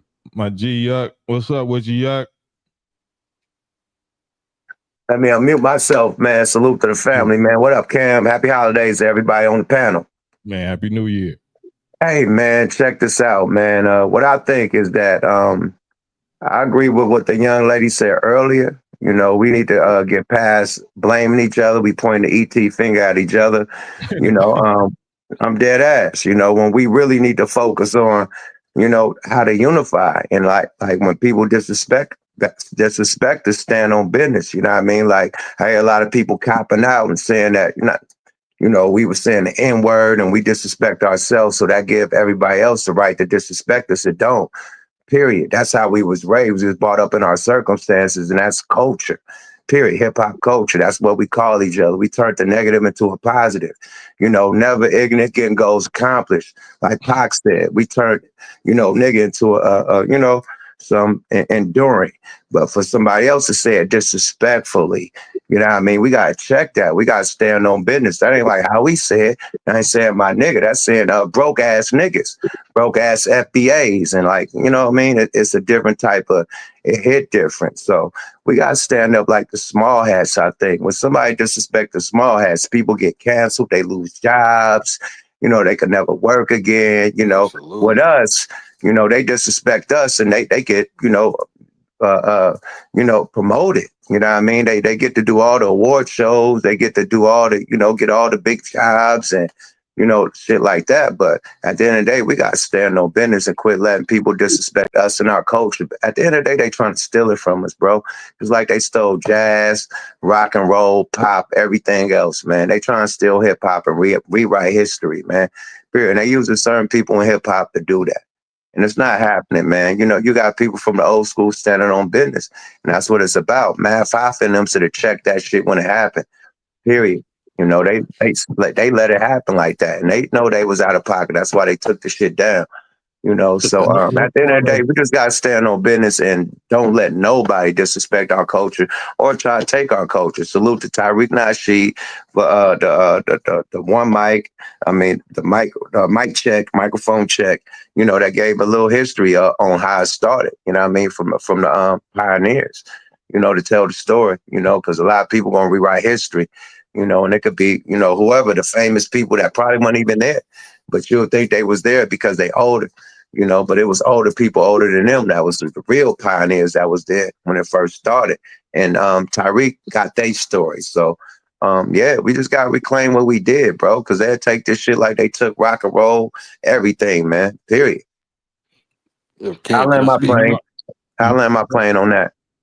For sure, for sure. But yeah, stay up here because you know I got to push back. So you know I got something to say about that nigga term, getting goals accomplished, or a term of endearment and all of that. So you know the nation we don't use that term, right? You know that, right? Right, absolutely. Why you think we don't need? Because you don't get no blacker than us, and don't get no more revolutionary and warfare against the beast than us. Why you think we don't use that? Can I ask you what is the Spanish name for black? Niger, right? Moreno. Negro. That's the word for black in Spanish. You can't erase that, man. That's not a slang word. That is an actual word for black in Spanish, right? So we're black. Negro, whatever the color is, that's the Spanish word for us. We turned it to a word of endearment. Instead of them disrespecting us, nigga, we made it to hip hop music. We billionaires off that N-word, right? All money ain't good money though, right? Holla back. We billionaires off that N-word. We made billions off of pimping and hoeing, right? Bro, we made billions off the color, bro. That's the Spanish word for black. Like you making it seem like they made. That's the slave master. No, that's the slave master's torture word for identifying us as nothing, as trash, as 3/4 of a human being. Also. But if you break it down, that's the Spanish word for black. It's still gonna be there, regardless if the slave master said it or not. It's still gonna be the word for black in the Spanish. That ain't never what we called ourselves. Yeah, if you guys. Well, you got Afro Latins, right? What they call them? Well, I'm saying what we call ourselves. What do we call ourselves? Not what somebody else call us. What have we called ourselves? Well, right now, we lost in America. We don't know where the fuck we from. We indigenous. We're indigenous. We African. We're American. We're I mean, shit. We all types of shit. We don't really know what we are. Period. Well, no Black American really know what. Okay, what's our language then? Swahili. You know, I come from Oakland, man. I'm from where we speak Swahili in the pen. You know what I mean? So, where we from? Do we really speak our language? Let's talk it. That's what I'm saying. That's what we practicing. So the first thing first is we speak English. So we ain't got time to learn Swahili or I'm Arabic. talking about what do the Black culture really speak? Now you talking the slave master language. You said the slave master gave us the N-word. Now the slave master gave us English, right? What do we speak? Listen, calm down. You brought the Swahili language stuff up. We speak English, right? So we don't have time to learn Swahili and nothing. We got to do first. Why? If you have time to learn the Arabic language, to study the Quran, why you can't learn Swahili? Who said we got to learn Arabic? Nasheed said, to pray to Islam, Bismillah Rahman Rahim. You have to speak in Arabic, bro. That's absolutely false. Who told you that? What? All right, man. What you mean, what? I'm a Muslim for 35 years. Who told you that you had to speak What in is Arabic? the Quran written in? Is it in Arabic? Do you know the Quran? Do you know Islam? So Islam says that no messenger comes to the people or to a people unless they speak clearly that people's language. They from among that people. So Prophet Muhammad of Arabia is not our messenger. Our messenger is Elijah Muhammad from Sandersville, Georgia, from the ghetto that speak Ebonics. That didn't even go to the 4th grade of school. Have you ever heard Elijah Muhammad speak Arabic? Nope. Yeah, he's the leader of the Nation of Islam, so Arabic ain't necessary, right? Okay, I'm talking about the one that's over there that they practice when they go to the celebrate, they go to the kiss on the stuff and all that. They speak Arabic, right? Listen. We not the real Muslims. Yeah, I'm talking y'all the real. I'm talking about the ones that go over there that you gotta go. You know, you gotta go to Mecca, bro. The ones that go to Mecca, they speak Arabic, bro. Mutai, my brother from the Outlaws, he speak Arabic now. He live out there. Yeah, right? But that's not our culture. So our culture is this descendants of slave experience. Okay, so that's America, right? Okay, that's America. That's America. What's the rest of Islam, right? Outside of America, what's the rest of Islam? You got to speak Arabic. You got to pray in Arabic, right? But that's not, if you're a Black dude out there praying Arabic, you are from Africa, you should be speaking a different language. That's all I'm saying. More of the story. We got our own language with our own culture, and we got separated from that when we got enslaved or when our culture got taken, when they came over here and took over our shit. That's all I'm saying, bro. And we need to focus on our unity instead of going against each other, bro. Like right now, we even going against each other. You're right and I'm right. You know what I mean? But at the end of the day, we all need to unify to stop the disrespect that's going down in hip hop and to the Black culture, period. That's all I'm saying. No matter if you speak Arabic, if you speak English, or if you speak Swahili, right? I don't speak none of that. I'm keeping it straight on the track that we on. So I said English. I said English. I said Arabic, English, or Swahili. But I'm just saying, you brought the whole different languages stuff up, bro. We was talking about the principle. We talking about principles and nigga. You brought up that is Spanish for Black or whatever. Like we talking about how nigga got imposed on us. The word nigga was not no term of endearment, was not none of that. We know what. But you acting like the nigga word was before slavery. Slavery was before the nigga word. Huh? Slavery came before the N-word. Like you act like the N-word created slavery and all the poverty that we got going on in the Black community. It's not that. One word is not holding us back. You act like that one word done fucked us all up. It didn't? Hell no. Bro, I make so much money. Niggas say nigga. Bro, words don't have power, bro. Bro, it ain't stopping my money. Not right now. Money is your success? Not right now. It's not stopping nothing right now. We're It's not. sapping your unity. You ain't got Anybody on unity. this panel, hold on, Cam. Anybody on this panel, if somebody say nigga to you, if you gonna stop getting paid on Friday when you get paid, yes or no? Money is not what we talking about, bro. We talking about unity. And I We talking said about unity, bro. I said the N word that brought people together. It brought people together. Then why we tripping on Fat Joe? Because Fat Joe disrespected the FBA, Foundational Black Americans. It's not just the N word. He called us broke ass niggas, but he said whatever the Foundation America, them broke ass bum ass niggas. That's what we tripping on. Period. We tripping on the Puerto Ricans trying to say they created hip hop. That's what we tripping on. We going back and forth about something that ain't even necessary. Fuck the language. Fuck English. We talking about where hip hop started from, and somebody trying to take it from us and reprogram and redirect history and say where it came from, where it didn't come from. That's the moral of the story. And should we check it or not check it? That's where we at. Facts. Yeah, we started off checking it strong, but we checking niggas, calling each other niggas and killing each other. Like, so why are we going on each other? It's not about us. It's about Fat Joe. Why are we talking about each other like that? Because how did Fat Joe learn how to say that? It don't matter how he learned. It matter what he doing right now. What the fuck? How you learn how to say nigga? The fuck? Why are we doing a history report on how Fat Joe learned how to say nigga? That's not the problem. The problem is him disrespecting us saying nigga and saying that they made hip hop and we didn't. If it's a such thing as a disease, you don't deal with the symptoms. You go to the root. You go to the cause. But not if a nigga 50-something years old. You can't change an old dog. Bruh. Let me finish the sentence. Okay. So the universe is about cause and effect. You know what I'm saying? If it's some kind of effect that you don't like, you go to the cause. You don't deal with this. Yeah, you gotta go. Where you go? Yeah, no, I'm here. I took my camera off. I'm trying to do something that I'm not trying to do on camera that you probably don't allow on your camera. I'm trying to get into my Snoop Dogg shit. Can I get into my Snoop Dogg right quick? Right, for sure. All right, I'm still here though. All right. Yeah. Talk your shit. I hear you. Damn, I forgot what I said, man. You know, I got short-term memory and shit. This is Rob. Can I speak? Yeah, go ahead. What I wanted to say too, I want to answer that question about Fat Joe, but what I wanted to say is I think us as Black Americans need to separate ourselves, not in a bad way, not in a hateful way, but when you look at it, when you got a famous brain surgeon from Nigeria, they make sure they say Nigeria.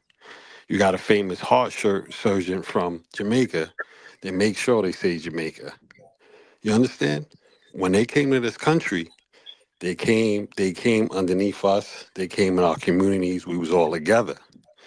They started separating themselves once they got their numbers up. I'm from the Bronx. I know this.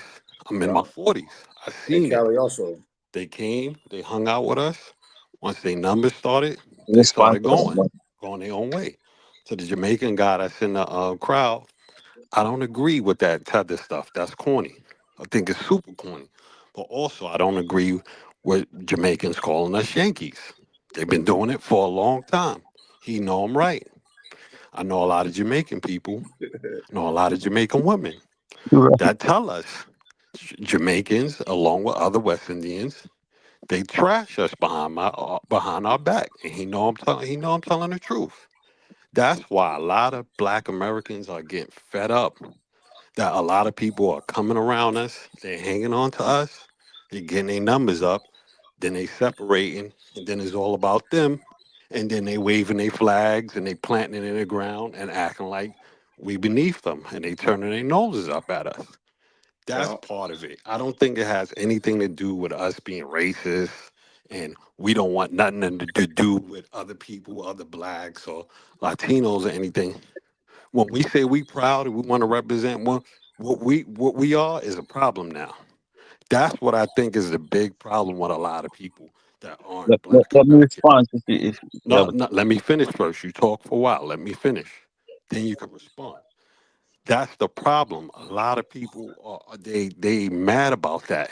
We in the Bronx, everybody came in our community and hung out with us. You know what I mean? And participated with us. And then later on in life, that's when you start finding out other black people from other countries had this secret little problem with us, and he knows exactly what I'm talking about. If he try to act like he don't know what I'm talking about, he's a bold-faced liar. But that's the problem. But as far as with Fat Joe, I'm from the Bronx. I know a lot of people from the Bronx. I know a lot of Puerto Ricans that used to hang with him, and there's been a word. I seen him a million times. I see how he act. It been going around that he had a problem with black people. That been the thing since the '90s. We all been knew that. So when Cuba Link said that couple days, that's what we been knew already. It's just sad to see that he's all in these black people faces and on these black platforms and you my brother and all us black people together. He didn't put one black person on and black people put him on. Don't say Remy Ma because Big Pun put Remy Ma on. After that, he never put any black person on, and I find that strange when black people put him on. That's weird to me, and I don't see how nobody never saw a problem with that. I understand you got the group, the Terror Squad, the record label Terror Squad, but a record label ain't just a few members. You could sign an R&B singer. You could sign other rappers. Nobody black ever got signed to Terror Squad. Nobody. Nobody never came. So I found that really weird. Now I don't understand why everybody else didn't find that way, and just accepting this dude. That's really weird to me. And I got a problem with that being that I know the history of this dude. I Hey, know his history. what's your name, brother? Rob. Hey, Rob, that's what I was telling Cam earlier about the dude you just named his name when he said Fat Joe say it's the Moreno's times is up. Yeah, Yeah, Cam that said, ain't that ain't no slander. That was real. no, but besides even what he said, we been knew that. Yeah. We been knew this came from Puerto Ricans that used to be around him, from his neighborhood, from my neighborhood that know him, that been known. So what he said on that math hoffa, he I think more than what he wanted to slipped out. But this is how he feels. So do I feel he should apologize? No, because it wouldn't be sincere. This is who he is. Yeah. He does not like black people. That's a fact. It's not no rumor. That's not no hearsay. That's not no none of that. You know what I'm saying? I know Cam cut you off when you spoke and said, ain't no hearsay, bro. Ain't no Yeah. hearsay. I'm talking about because I've been around Puerto Ricans all my life. Good people. You know what I'm saying? You got some that are funny style, I will say that, but you got some that are good people, and a lot of them don't like that shit. I have Puerto Ricans tell me, yo, my grandmother's racist. She don't like black people. Friends a lot of them don't like that shit. They would tell me about their own family members. Chicks I used to date, yo, you can't call it. Back in the '90s when it wasn't no cell phones, yo, you can't call it. My grandmother don't like black people. You know what I'm saying? But you do have a lot of good Hispanic people that grew up in the Bronx that fuck with us and we fuck with them. But at the end of the day, Fat Joe, he always had a Spanish crew. All that shit excuse my language, all that he be talking about, blacks and Puerto Ricans together, he always had his separate, segregated crew. He never rocked with black dudes. He used those dudes from DITC to get on and kicked him to the wayside once he got on. That's a fact. We had plenty. We had plenty. We already know. Um, The high school I went to was filled up with number rappers. Mad people try to get on with Fat Joe black people, and he strung them along. He never put nobody black on. We got a million rappers from way back in the '90s to the '80s to 2000s that try to get on with Fat Joe. He never put none of them on. That's who dude is. That's all I gotta say. Can I say something? and thank you, bro. Real Aaron C. What you think about this? Hey, what's going on, brothers? What's going on, Cam? How y'all doing? Man, Yeah, I just peace, want bro. to just go and appreciate it. Been a big fan of yours since the '90s. But anyway, I just wanted to put my 2 cents in this. One thing, this is something I've said that as far as Hispanics and Asians, to me, they've always been honorary white supremacists. And the reason why I said that is because they've been allowed to sit at the white social table in the white construct because they have a resemblance to Caucasians, even though they have their own cultures and they've been allowed to operate their own cultures within the Americas and have their own towns. I mean, their own little. You got Chinatowns everywhere. You also have little Mexico's, wherever. I mean, I live in LA, and I realize that California once part of Mexico. Okay, I can understand that, but basically, they've never really accepted us to begin with. And as far as I'm a Black and Brown coalition, and to answer everyone's question, I know what the topic is about Fat Joe's um, his tirade. I didn't actually see it, but I did hear about it. One thing I would have to agree with what Cam was saying, that because we've allowed other groups to use this word for so long, and for them hearing us do it, we we wonder why they do it, because we've actually given them license to do these things and not check them on it. And I've always wondered that myself. Why is it all right for us to do it? Because it doesn't matter if you put an A at the end or an ER at the end. It's really still the same word. And so it's never really been a term of endearment. But I understand that a lot of us has used it. I guess some of us use it to cut down the pain that the word really does cause. But in actuality, it really is still the same word. And that was a word that once upon a time would get you either fighting or worse, to get taken out. But now a lot of us just use that word like it's willy nilly. I mean, it's like it's a trend. I mean, Yeah. everyone wants to be like us, but they want to talk like us. I mean, we gotta set some boundaries. I mean, I know I've heard this, and I heard this type of talk for years and decades, but when are we gonna actually do it?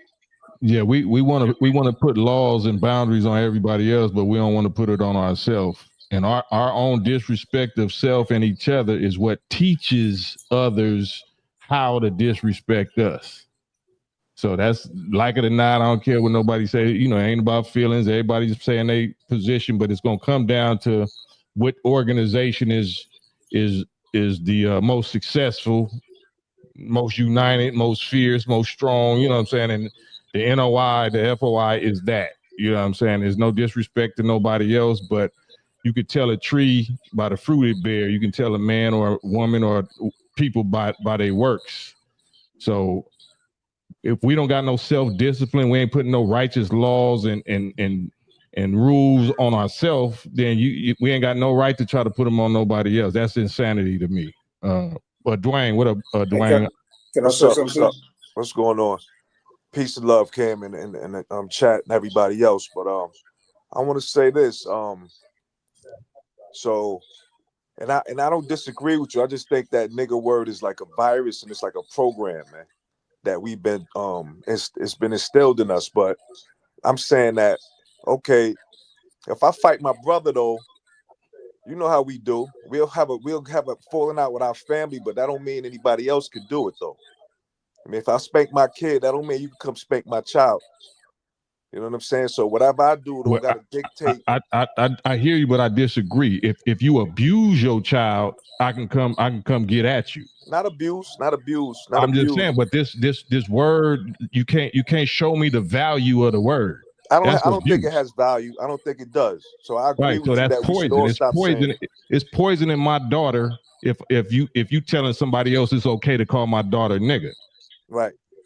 So that's violation. That's a war to me. You waging war on my daughter, on my son, my baby's minds and shit. So I agree with I ain't gonna allow that. You may as well call my daughter bitch, because you can say, well, that's my bitch. Hey, yeah, bitch. Hey, girl, bitch. I don't call my daughter bitch.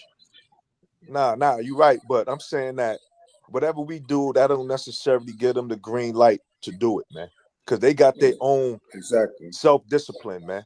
They know better. They know how. We don't call them spics. They don't need, just because they don't call themselves spics, that we have the respect to not do it.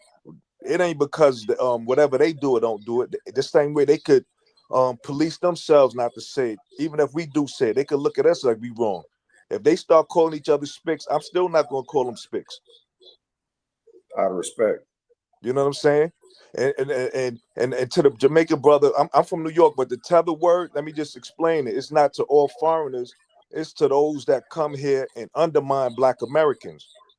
So it's just not because you were from Jamaica, it's like your actions and what you're doing. It's, you know what I'm saying? It's not just, it's like a Black man could be called a coon when he kissing up to white supremacy or something like that, because and just like my man in the red hat said, yes, biologically Mexicans and all these other races are not technically white, but if they can identify it, it's a psychological thing that they think they're above us if they're able to identify it. We can't identify as that, but they can.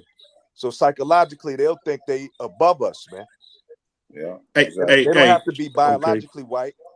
I still got something to say too. Hey, okay, real quick, Cam, on growing up in LA, being from Detroit myself, but growing up in the heart of LA, all through it, Watts Compton, LA, South Central, all this, I'm independent, CYA, everything coming through it.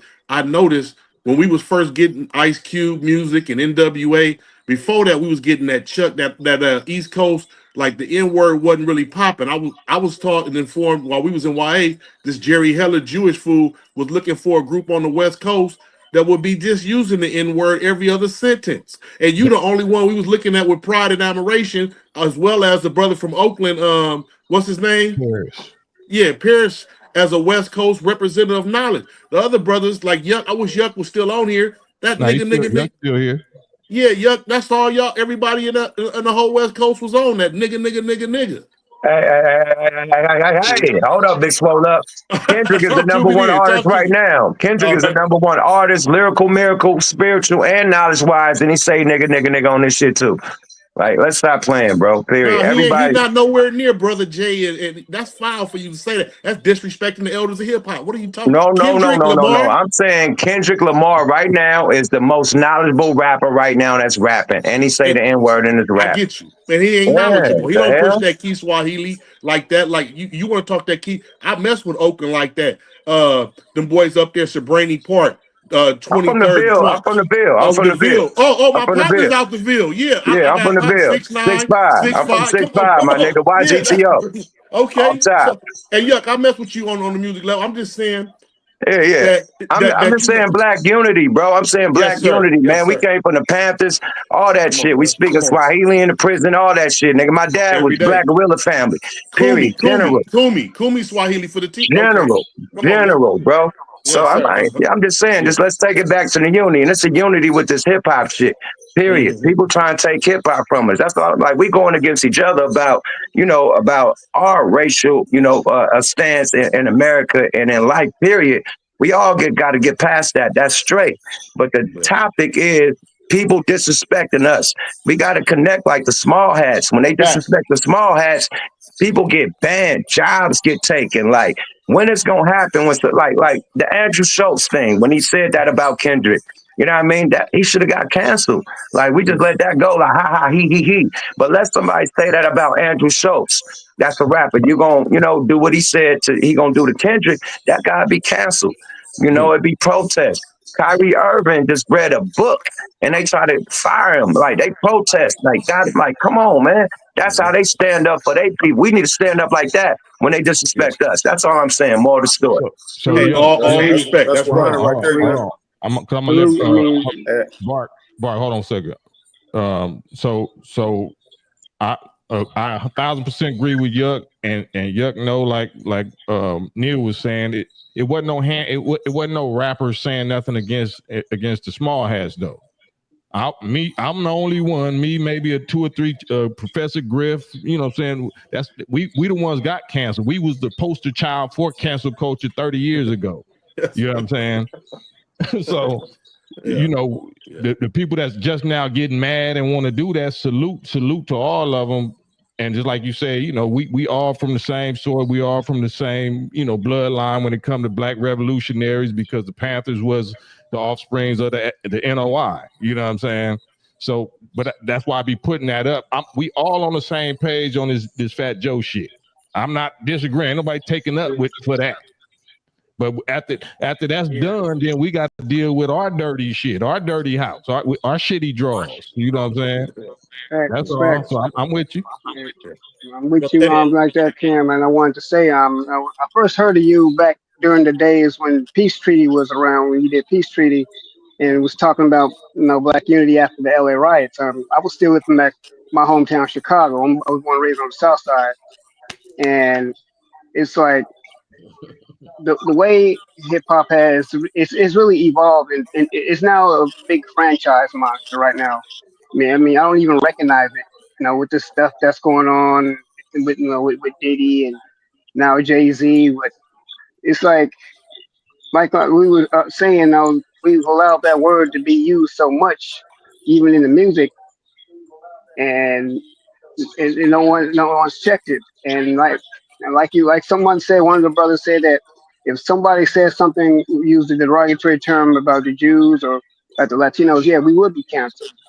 It's like the spirit of self-hatred from Willie Lynch is still ingrained in us, that we don't check people who literally insult us to our face. It's like if they can say something about you and we'll just laugh it off. But if someone else was to say it, we get upset, but we do it to each other all the time. So it's part of that self-hatred Willie Lynch complex. Yes, sir. Brother Cam, ask me something, sir, after you. Yo, Cam, can I say something? Dear Brother Cam. Mind if I say something real quick? Yeah, I'm still waiting. What's up? Whose turn? Oh, Hey, yeah. Speak. Yeah, let me go. Let me go. I was just gonna say this to Cam real quick. Yo, Cam, the way I see it is, if your younger brother learn from your behavior, right?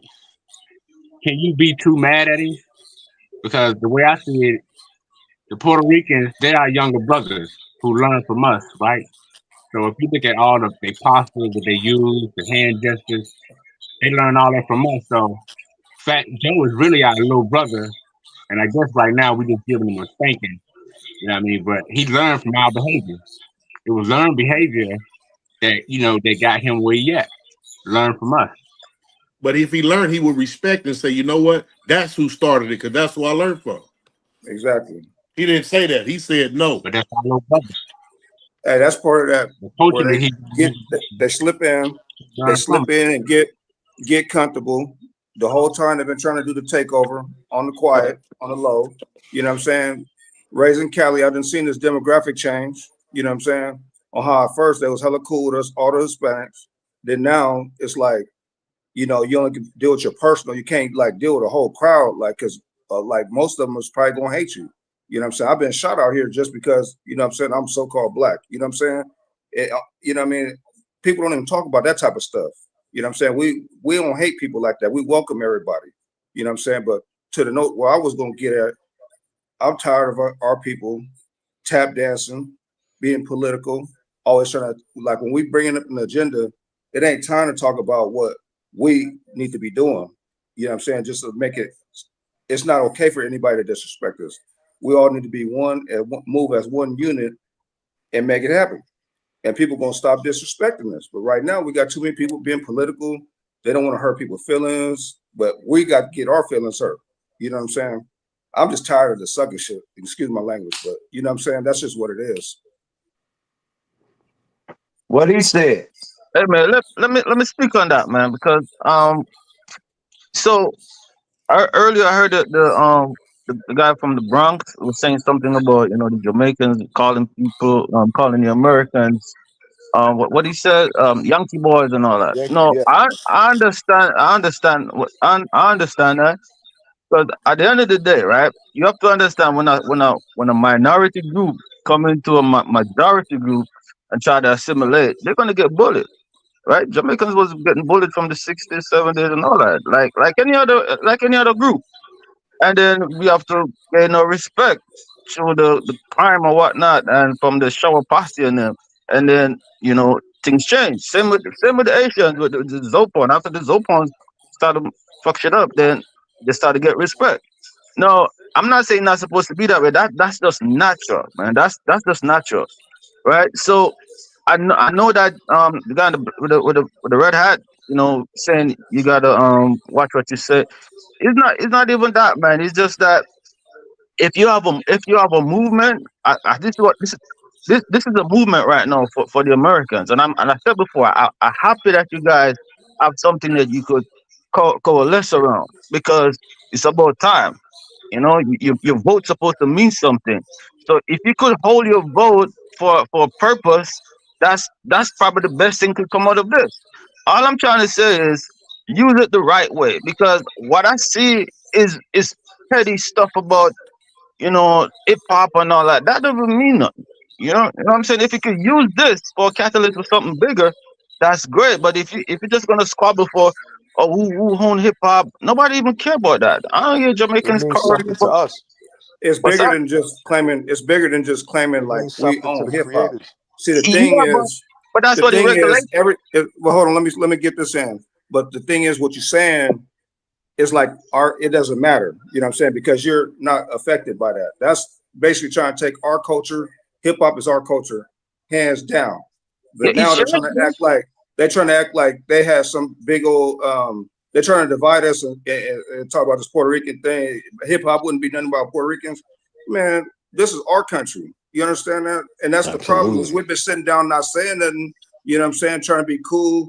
Being you know what I'm saying accepting everybody, and while everybody's saying they things about us behind our back, and now they done got their numbers up, and then now they want to have a big mouth now.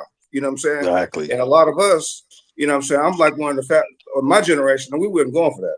I'm gonna say that. You know what I'm Hold saying? on, man. I'm the last of them. I'm the Didn't last the of them. Americans beat up on all the immigrants? And you're not gonna admit that. You Nah, guys beat up on Now everybody. So come no. on. If we we don't was just beating do up on that. immigrants, they wouldn't keep coming over here. We was never beating them up. Why we made them Exactly. feel welcome. Everybody got bullied. Everybody was getting it. But It's just a rite of passage, and after you come And out of that, you're gonna. technically, But see, let me technically give you an example. speaking, Let me give you an go ahead. example. Let me give you an example. I'm not gonna go to Jamaica talking about, oh, I'm American. You know what I'm saying? We own reggae. You know what I'm saying? You guys ain't did nothing. You know what I mean? You know what I'm saying? Just because we getting our numbers up, I got the respect where I go. You know what I'm saying? I can't go to the Jamaica disrespecting Jamaicans. You know what I'm saying? That just doesn't Absolutely. make any sense. Puerto it's Ricans ain't benefit. from here. They from Puerto Rico. Mexicans Yes. ain't from here. They from Mexico. They need to respect what we got going on here instead of taking it over and using our own civil rights against us. You know what I'm As saying? It's way Absolutely. deeper than that.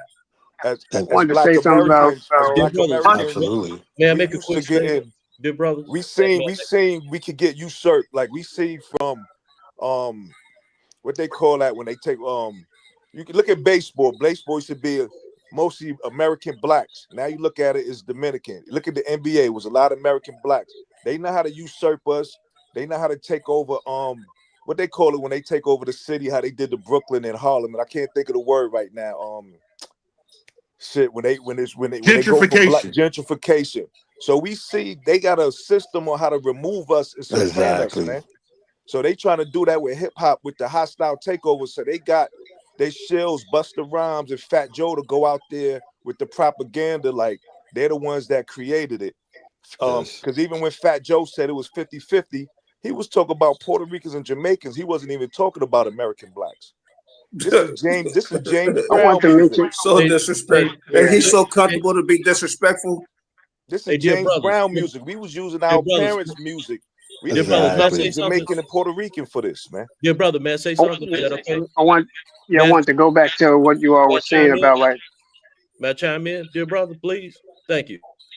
No disrespect, brother from Chicago. I'm from Chicago too. But real quick, I used to own a record label. I've done a lot in my life. I sold my record label. This is all about power. And a brother in the red was hitting on the point. He was on a real deep point with the red hat. And I think I just look at things from an economic perspective. I've been watching these comments. People are misunderstanding my words. I'm 100% behind FBA. I'm for anything that's black. I'm gonna make this very clear. So we need to we need to open our ears up a little bit better. Then number two, the brother in the red and the other brothers, y'all right on point on this panel. We need to we need to figure out how we can make money and power. That's when you have a voice. See, we fight wrong. We fight with all this emotion and rhetoric and all this nonsense. So what you do is when you have something that you create, you own it and you make it yours for your own people and you make something out of it. So the conversations like with the good brother Yuckmouth and brother Cam is getting brothers like that together in a room and figuring out how do we get distribution with this hip hop thing? How many black? That's a question for the. I'm not in the game anymore, but I know back in the day there was no black distribution companies, distributors. So how do we distribute it? Ain't nothing other different than anything if anybody ever was on the block. Who's distributing what? So I just don't understand why aren't we using common sense to make some power. So we had that when these Fat Joe situations, anything like that come up, or the cats with the small hats, what they just really got power, and they don't deal with all this funny, dirty arguing over this dude looks Mexican, this dude looks short, this dude looks fat, this guy's family is maroon. Man, they don't deal with all of that nonsense. And until we can understand that, we're gonna stay broke, divided, and angry, and coming back and forth in circles. But we got to get an economic plan together when it comes to hip hop specifically. And then you can close these voices and you can keep them out of the game, and we can keep things that we create ours, and we can have our families eat on them in the future as well. That's just my thought, brothers. All right. Hey, brother in the red hat, I wanted to ask him a question. Go ahead, Kim. No, go ahead. Go ahead. I can ask. We can't hear you, Kim. He muted himself. Yeah. Because I'm muting myself and everybody because I don't want no background echoes and shit. So I'm just letting you see that I'm doing myself like I'm doing y'all. So I'm muting myself too. Okay, but, so go ahead. Hold on a second. So I wanted to just show y'all this and remind y'all this as a point of reference, like what bro said, that it's about economics, but it's about unity. If you don't got no army, you're not gonna be able to protect whatever you got. You know what I'm saying? So us fighting each other because of this, we're gonna have to come together on something. And this is an example of unity right here. This is an example right here. This is what happened because they had to use an army to assassinate our African brother that was putting trillions of dollars behind black descendants of slaves in North America. It say Washington. This is 1996. The federal government denied Nation of Islam leader Louis Farrakhan permission Wednesday to accept a $1 billion gift from Libya to help who? Not the Nation of Islam, to help African Americans economically and politically. Right? Why? What did Farrakhan and the Nation of Islam demonstrate that we got that kind of love globally, that we ain't got to worry about whether the crackers or the small hats is going to give us reparations or whatever. You know what I'm saying? If you unite in the right kind of way, you ain't got to work about so-called economics because you got your, the whole world, that anybody that got wealth, they know that you the future. They know that we the chosen people. We the only ones don't know we the chosen people, and we fighting and killing each other and arguing with each other. But when I put the example of how to go about it, this is the person, this is the organization, this is the structure, this is the rules and regulations on how to go about it, and this is how you attract on a righteous warrior unity army level. This is how you attract that respect. You don't get it by calling yourself nigga or calling yourself bitches and hoes and twerking and all of that, or I'm from this hood or that hood. You get it from calling yourself a nation with respect and civilization, and then you're gonna make everybody respect you. Yep. So we can argue all day long, but I always put the receipts out there.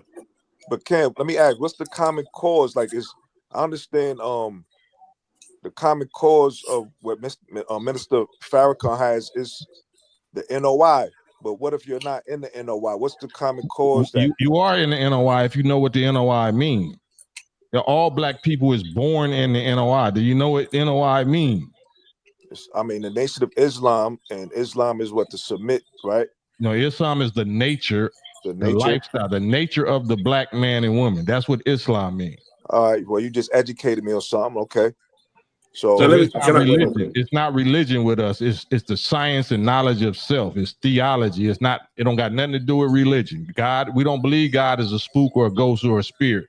We say that God is the original black man and woman. Respect. That's the difference. We don't believe in the Islam of the Arabic world or the Arab world. This is our Islam that you can prove flesh and blood down to earth. We don't know what happened to you after you die. Our heaven and hell is right here. Our enemy, our God and devil and enemies is right here. We can identify. So I don't want us to be arguing with each other. That's what I'm saying. Like we got to hold ourselves accountable. But yeah, if it's an enemy like that, or if it's somebody that's violating or whatever, yeah, we deal with that right away, and then we go back to finding out what we supposed to agree on, so we can get these trillions of dollars, or we can unite with the rest of our African and diaspora family. But if we calling each other tethers and all this old shit, then ain't nobody messing with us. Yeah. Hey Cam, I've been waiting for the Triple OG to ask me. He wanted to ask me a question. Okay, yeah, I got the floor. Okay, I just wanted to ask you. You know, like in the time of slavery, okay, and we on the plantation, me and you, we couldn't just be calling the white man this, that, and the third. We had to keep our conversations more like Masonic or symbolic, or talk to each other on the down low. Not when I mean down low, 'cause that's a bad word nowadays. But how we'd have to talk underground. We could just talk out loud like we running something with a big old army. The nation, I get Cam that, because the way they do the thing they doing is very disciplined and honorable, you know. So with that being said, I just looked up the percentage of African American population in America. We 13.6. The Hispanics is 19.7. They didn't outgrew us in just this little of a time. So they that whole was attitude, intentional. huh? That was intentional. They let Exactly. them So, overgrow. but by us talking and not putting that work in, like Cam talking about that army, whoever taught us to be submissive and pick up signs and say we could never beat him with a physical war, that's a fool. We should turn his grave upside down, whoever he was. But my God, this is Rob. What people you just said, Hispanics are 19% of the country. What people don't really understand, man, immigration is the enemy to the black man, because they coming in here, they taking our resources, they invading our communities and stuff like that. And we fought for a lot of things, and people are just, walking into it. You know what I mean? Walking into the country while we had to struggle and fight and survive, and people were just coming over here having a free ride. So that Jamaican guy that I was speaking to earlier, that's a problem when y'all call us Yankees and stuff like that. I don't agree with the tether thing, because that's just stupid just to be name calling. We grown, we adults, but they've been doing that for a very long time. They've been doing that for a very long time. He know that. That's why he ain't answered. He tried to, when he came when he came up here, when it was his turn to speak, he avoided that word. He tried to use another word. He know that word Yankee very well. You So know what I you're right. mean? They acting silly right there. My only question to that would be, make sense of how we were running to Mexico for freedom in the slavery time, and they was backing our play. Make it make sense to why they this way now. Yeah, but Because it's a different people right now. It's they've been whitewashed. You know what I mean? And that's part of what I'll tell you about is they're white. You know what I'm saying? And we have some of our indigenous people like us. We have some of our indigenous people down there. It's beneficial to them as long as they're ahead of us in white supremacy. They're not going to fight white supremacy. And do you know Mexican government? Because they are a part of white supremacy. Okay, but did you know the Mexican government sent over to Ethiopia a statue of the Olmecs? What is the political statement being stated? These are the hierarchy of intelligence. The Mexican government sent the Olmec. It sits in Oromo, Ethiopia, somewhere in one of the cities or states in Ethiopia. The Ethiopian government took it in, and they were saying that the Olmecs had an African connection. Now, what would make them two governments accept it like that if it was just pseudo? Let me get King Tutoring up in here. King T, what's your thoughts on this? You gotta unmute your mic, bro. Unmute your mic. Thank you, brother Fred, for having me. First thing I think we all have is we all identify as being black. That's the power that we have. That's what we're fighting against. Those that look like us, They don't even want to identify as being Black. Being here from this continent of North America, we can't run back to Jamaica, run back to nowhere else. We right here, and we got to hold that title, Black. And I think we need to gatekeep that name, nigga. That is our name. That is what us here in North America, we identify, we labeled as. Can I say something? Can I say something about Go that? right ahead, brother. Go right ahead. We're pushing this big old, it's a big push to be called so-called Black, right? But in the law dictionary, Black law dictionary, you know what the definitions of all that is. It's negativity, right? Let me stop you on that. Because we're going all over the place. So we're not letting nobody else define us. I don't care what no Black laws dictionary, white laws dictionary. I'm talking about what the Black really means. All life, all light, all energy, bro, hold on. All life, all light, all energy, all creation came from Black. Black is not dead. Black is the opposite of dead. Black is eternal life, Alpha and Omega. So let's not let no Johnny come lately white slave master law dictionary define us. Can I go back to what I was saying? Originally, go ahead, King. So I was just trying to, the first brother that was speaking in the all Black, he was asking questions about being together. And I just feel that one thing that we do have in common is we all identify as being Black, if nothing else. And with that, I think we can move economically by referring each other's channels, promoting. We all have our own followings. We all have our own groups. It doesn't matter if you Crip, Blood, NOI. We all have our own groups. And let's, as we identify as being Black, let's all support so-and-so's channel. Let's everybody just make sure we get about 40 views a piece on so-and-so's channel. This right here, because we all making money. If you own YouTube, we all getting paid through the views. So if we identify as being Black, not just because of FBA or identify as being Black, let's support with our groups other identify as being Black. And I was just coming with a solution to maybe something we all can start working on tonight to move forward as unity. I salute that. I second that. And I think everybody that come up here before we get off, because I'm going to get off probably in 30 minutes. I'm going to stay on here probably about 30 more minutes. But I want all y'all to, shout out y'all channels and shout out y'all businesses online or whatever, and how we can find you and how we can circulate some dollars your way. So we're not going to leave. We can disagree about everything, but we're not going to disagree about that. That's what we got in common. And that's what y'all was saying with the small hats do. I can hate your guts. I hate that guy. He's an effing asshole, but he gonna send you to his brother and shit, and they gonna split that bag after you leave. So we want to do the same thing with, like King Tut just said. So we 100% on the same page. Thank you for that, Jewel. Can I say something too real quick? Go ahead, Bart. Hey, so to clarify what I'm getting at is one of our issues for being divided is being off this, white supremacy education system, the indoctrination that we are from Africa, and we're actually indigenous to this land. And as long as we keep on thinking that we're from somewhere else, we can never understand the power that we really have, because we're the only people that's undeportable. And it's a reason why, with all the foreigners come here, they get help. You know what I'm saying? Everybody's pitting against us. You know what I mean? They wonder why they come here and they look at us and they say, dang, it's so easy. We get these loans and we can do this and that. The American dream is excellent. Well, it's not for us, because it's by design. And you can go down the list about the redlining for the loans, the home loans, and all these different things. It's so many different things, but they're all targeted towards us. So you can't forget that. And that's the whole reason is we have to get out of that mindset and understand. You do your genealogy and stuff, you understand it's not gonna say nothing about Africa. You know what I'm saying? So it's just that's all. That's why I'm trying to get people to understand. That's what my hat is representing. Indigenous. We're indigenous here. This is Turtle Island. You know what I'm saying? Yeah, I get you. Ancient American. Let me ask you something to that, because when you say that, the first documentation of our people here, it was 3 white men and like 7 Africans. The first documentation of black people in America, period, was called African. We talk about our specific genealogy.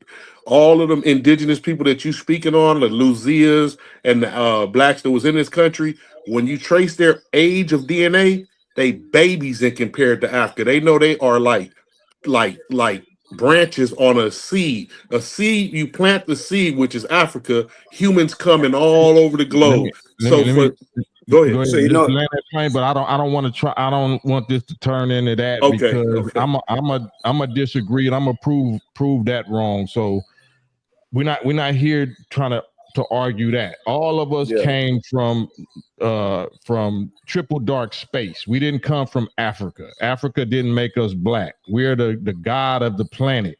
We settled in Africa because Africa was the most minerally rich and energetically, PowerPoints and so Africa is our throne. The planet that's is what our I mean, home. Cam. Yeah, that's what I But mean. I'm just saying. So we're not Afrocentric. I'm not pro-Africa. I'm not anti-Africa. But this whole planet is our home. Exactly. The whole planet. We're the gods of this planet. Exactly. True indeed. And if you're looking at the perspective of language, all the languages come up out of the Meduneta, the hieroglyphic. This has been proven. DNA. If you let me say this. Why? Arabic is a cursive. Bro. We're not old enough to know where all languages come from. We agree to disagree. Go ahead. Yeah, right. So you can't say what our birth record is. You could just say what you studied. I can say what I believe, and none of us can prove it. So let's not even do that. Let's just agree where we are today. Let's agree with who we are today. Hey, the point of what I'm making is we need to start worrying about us and stop worrying about everybody else. That's the point I'm making. If we start concentrating on ourselves, you know what I'm saying, we won't be worrying about trying to be from here or there and try to support this group and that group. We need to support our own over nothing. You know what I'm saying? Well, right now, if you're not with us, you know what I'm saying, then you're against us. And like this Fat Joe, should nobody be messing with him right now? You know what I mean? That's just to let him know, like, you can't step on the people that help you get your career started. You know what I'm saying? You wouldn't be nothing without, the indigenous blacks here, That's just all I'm gonna say about that. So and we're indigenous to every part of the planet. There's no part of the planet that the original black man and woman didn't inhabit. We left that part. If it was a poor part of the planet, if it was the Arctic or it was the poles or it was the deserts or whatever, we left that and settled. We found and picked and evolved the best part of our planet to settle in. So we can agree to disagree on that one, Cam, because I totally disagree with that one. Okay. Because I believe we come from the four corners. Like that's what we got, the Asiatics. The four corners of what? We got other world. It's flat earth. Four corners of what? The flat earther. Are you a realist or you indoctrinated? You believe in the now we going some other place. We could do a whole nother show on that because have you ever blown a flat bubble? You ever have a child or you play with bubbles or something? Have you ever blown a flat bubble? Have you blown a square bubble? So then you don't know about the dome then, huh? Well, a dome is a bubble, right? So if you're saying the earth is flat, it's not flat like that. It's surrounded by some kind of sphere then, right? It's nothing like what we've been taught in school. Cam, one day, like you say, can we have that conversation where everybody gets enough time to get out what in PowerPoint they point, and then the next person, and then we discuss because if we go and then I'm saying something, you chop me, and I'm able to get it out, and you that's chop. What I'm saying. That's why the title was up there. Fat Joe apologized. That part. Let's stick to the title. Went somewhere else. That's real. Let's stick to the title. That's it. Right. Yes, sir. I got you. But and I don't want to be the villain, like, you know what I'm saying, because all y'all ideas is worth doing a whole show about, but we getting off the topic, you know what I'm saying. That sounds good. Yeah. And that's later. You got a lot of film to roll, Cam. We can do that a week from now, whenever. Well, shit, we could do it tomorrow. We could do it any day. Like, all y'all is my bros, y'all VIP. If y'all got a subject that we want to talk about, let's just line it up and do it each day. You know what I'm saying? We ain't got nothing better to do, and it's educational, and we gonna sharpen each other. Like that's what we supposed to do as black men. That, you know, we all probably used to be enemies to each other, but now we could do this, and we could educate each other and grow a bond. So I'm with that. I always been on a black power type of, mission since I was young. I came up under, listening to you, of course, you know what I'm saying? You was the only one that was talking that, you know what I mean? The real shit, you know what I'm saying? And that's that Dago to LA, and then I don't know if y'all still listening, but we of course we got that love for the Bay too, connect with Cali like that. Hey, let's do this. I'm gonna land this plane, but I want each one of y'all to say y'all piece, for as long as y'all want to talk. We can't make it a marathon, a telethon, but starting in the order of the screen, you know what I'm saying, Brother Big William Owens, and then Bart, and then Neil, and then Aaron, and then Tut. Thank you, sir. Again, peace to the universal black family. Again, to the universal black family. If you can support my son, I just posted it. Thank you, Brother Cam, for putting that up. My son is a part of the unity movement here in Chicago. He works with the brothers of the FOI, Nation of Islam, doing a lot of things, trying to bring peace on the streets of Chicago. He speaks in the jails. He's a filmmaker, and graduated from Clark Atlanta University. Good young man, knowledge of self, just trying to do the right thing out here. He's seen a lot of death and violence, and he's just trying to make a difference for our people. So that's really it. And if I can support to help any brother on this show, I'm planning to support Brother Cam, and feel free to hit me up direct on my son's Instagram. Just say met your dead Billy O, and send all his infos there, and I connect with you. Can you say it slow and spell it out how we can find his social media? Yes, sir. On Instagram, he's at Young YOUNG WILL 2. Again, that's Young Will 2 on Instagram. If you go there, and then that's the easiest way to reach out to me too if you need anything.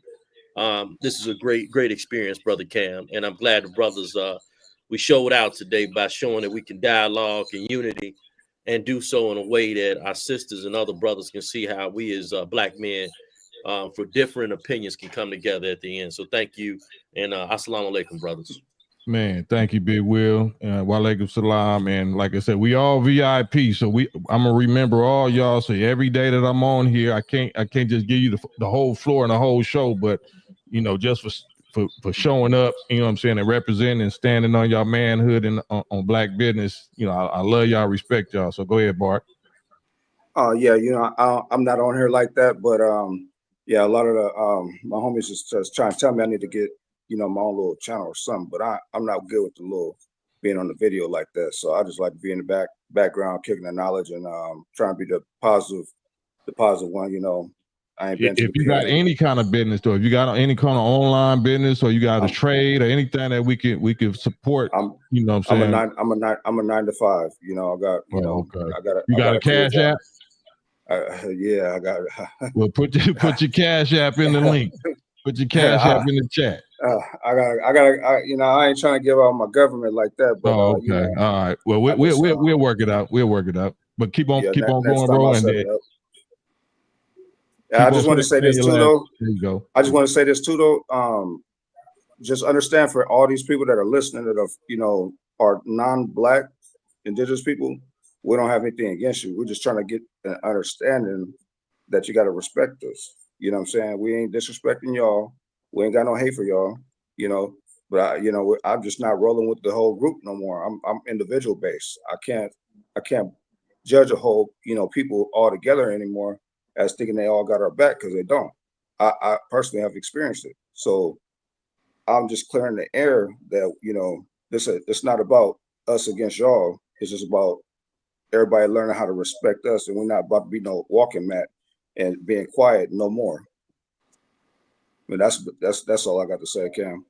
Man, salute Big Bart, man. Much love, much respect, bro. You know what I'm saying? And like I said, this just the beginning. We're gonna be doing this on a regular basis, God willing. Big Neil, what you think? I just want to tell I just want to say to the general public that's listening, to our brothers and sisters that's listening, start doing your research on authors like Sheikh Anta Diop, Theophile Obinga, Dr. John Henry Clark, Dr. Yosef Ben Jochanan, and study these brothers and just do a lot of research on culture and self. And with that, you will come wisdom. That's all I'll say. Much love, Big Neil. Much love. You be having so much information. Yeah, we're gonna have to do some separate. Okay. Yes, sir. Yes, sir. Big Aaron. I'm My bad. glad to be on. Go ahead. My bad. Yeah, I'm glad to be on here with you, brothers. It's an honor to be on here with you, brother Cam. I do have my own channel. It's called The Real Aaron Collins. I haven't done content in a while, but I am going to get back on it. I'm also on Instagram at Aaron Collins 27. Cash App is $, or Cash App $, The Real Aaron Collins. Like you see my name here. This is I think it's a beautiful thing for Black men to come together and talk about things other than the average stuff that they expect us to talk about. We're talking about something building, and I'm still glad to be here on Earth too. Something I told you back in July. I live in LA now too. I was born and raised in Chicago, but I live in Los Angeles. I actually love LA. I came out here to continue filmmaking, as cliche as that may sound, but I'm an independent filmmaker, and I just want to come out here and just follow what it is I love to do and get some stories out there. But anyway, back in July, God blessed me to see another year. The other day, I was attacked out here. I was knocked unconscious and stabbed. It was they didn't steal anything. But the individual who did it, it was just a random attack. I don't even ask why no more. It's just that I'm a survivor. I'm glad to be here, and I look at it as God gave me another chance. So I'm on here building with you brothers, and I appreciate it. Man, God bless you, and we thank the Most High for having you here with us, man. Your life is precious and priceless and valuable, and you here for a reason. So that's why I gotta keep in touch with you. Big Tut. Well, before Tut, Rob, you still here, Rob? All right, go ahead. Tut. Oh yeah, Rob. What's your last words, Rob? Hey, well, what I wanted to say, us as Black Americans, I think we really got to be careful, man, because we got other people that aren't Black American but consider themselves Black are able to come in and they don't have our best interests in mind. You know what I mean? Like they're able to join certain organizations and stuff that's supposed to be for Black people, but they got their own agenda. You know what I mean? It's certain things you got to keep your eyes open on what's going on now when it comes to, you already know, when it comes to reparations and stuff like that. We got people that aren't even Black American, but they're so-called Black that's going to be involved in making important decisions when it comes to that, which they don't have our best interest because it don't involve them. It doesn't. I seen a Jamaican guy, and I actually recorded it, on the news when they asked him how he feel about reparations because they looking into it here in New York.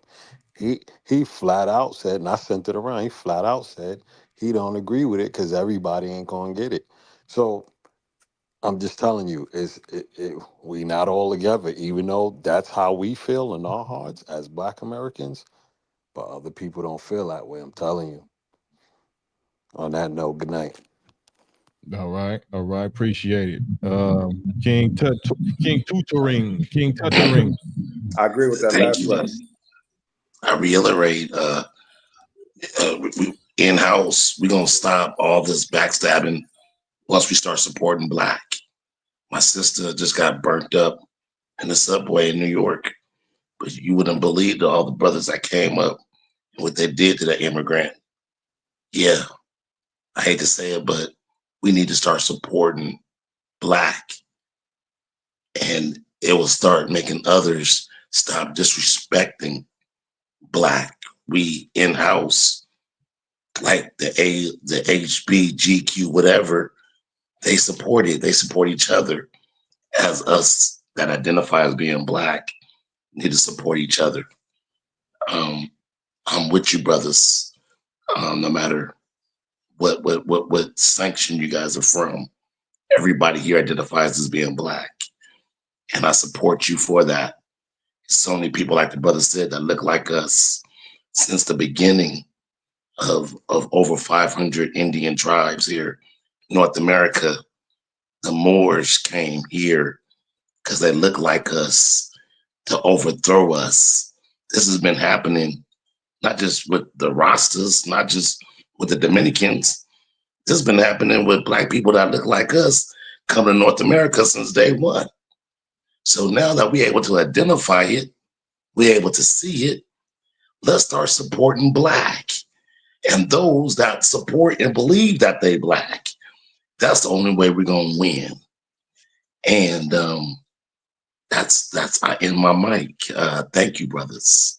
Man, thank y'all, brothers. And I kind of wanted to end this with scripture from the Bible that, you know, kind of specifies who FBAs is really, you know, and the Honorable Elijah Muhammad and the Nation of Islam. We all are the original man, but this particular verse, Genesis 15 through 13 through 18, and this is God talking. God said to Abram or Abraham, know of a surety, know for sure that your seed, your descendants shall be a stranger in a land that is not theirs. So those that's FBA that said that we was already here, this Bible verse then is not necessarily talking about you. This is talking about those who was brought from Africa overseas into a land that is strange to us, it's not ours, and we shall serve this people over here, and they will afflict us 400 years. And also that nation whom they shall serve will I, God, judge. And afterwards they should come out with great substance, and you should go to your fathers in peace, and you should be buried at a good old age. So whatever the FBA motive or motivation, identifying themselves as, if it's supposedly for reparations, reparations is not coming politically. The enemy is not, no political party, no political action is going to get reparations. Reparations is either going to come through bloodshed or through plagues and curses by the Most High. So if we ain't willing to do that, then we may as well just get together and, like we talking about, and just circulate black dollars the old-fashioned way. So on that note, man, I love y'all, bro. I salute y'all, man. And God willing, we back at it tomorrow. Like, subscribe, share, y'all. Share this live. This is a good conversation piece at home, in the barbershop, while you're driving around. You know what I'm saying? And we're going to get back on here, God willing, tomorrow and do a part 2 or something like this. So this is a good thing, even though it's bad what Fat Joe and all them said and did. We using it to come together. So I respect y'all again. Love y'all, bro. And what's mine is yours. And we all we got, but we all we need. Peace. Peace.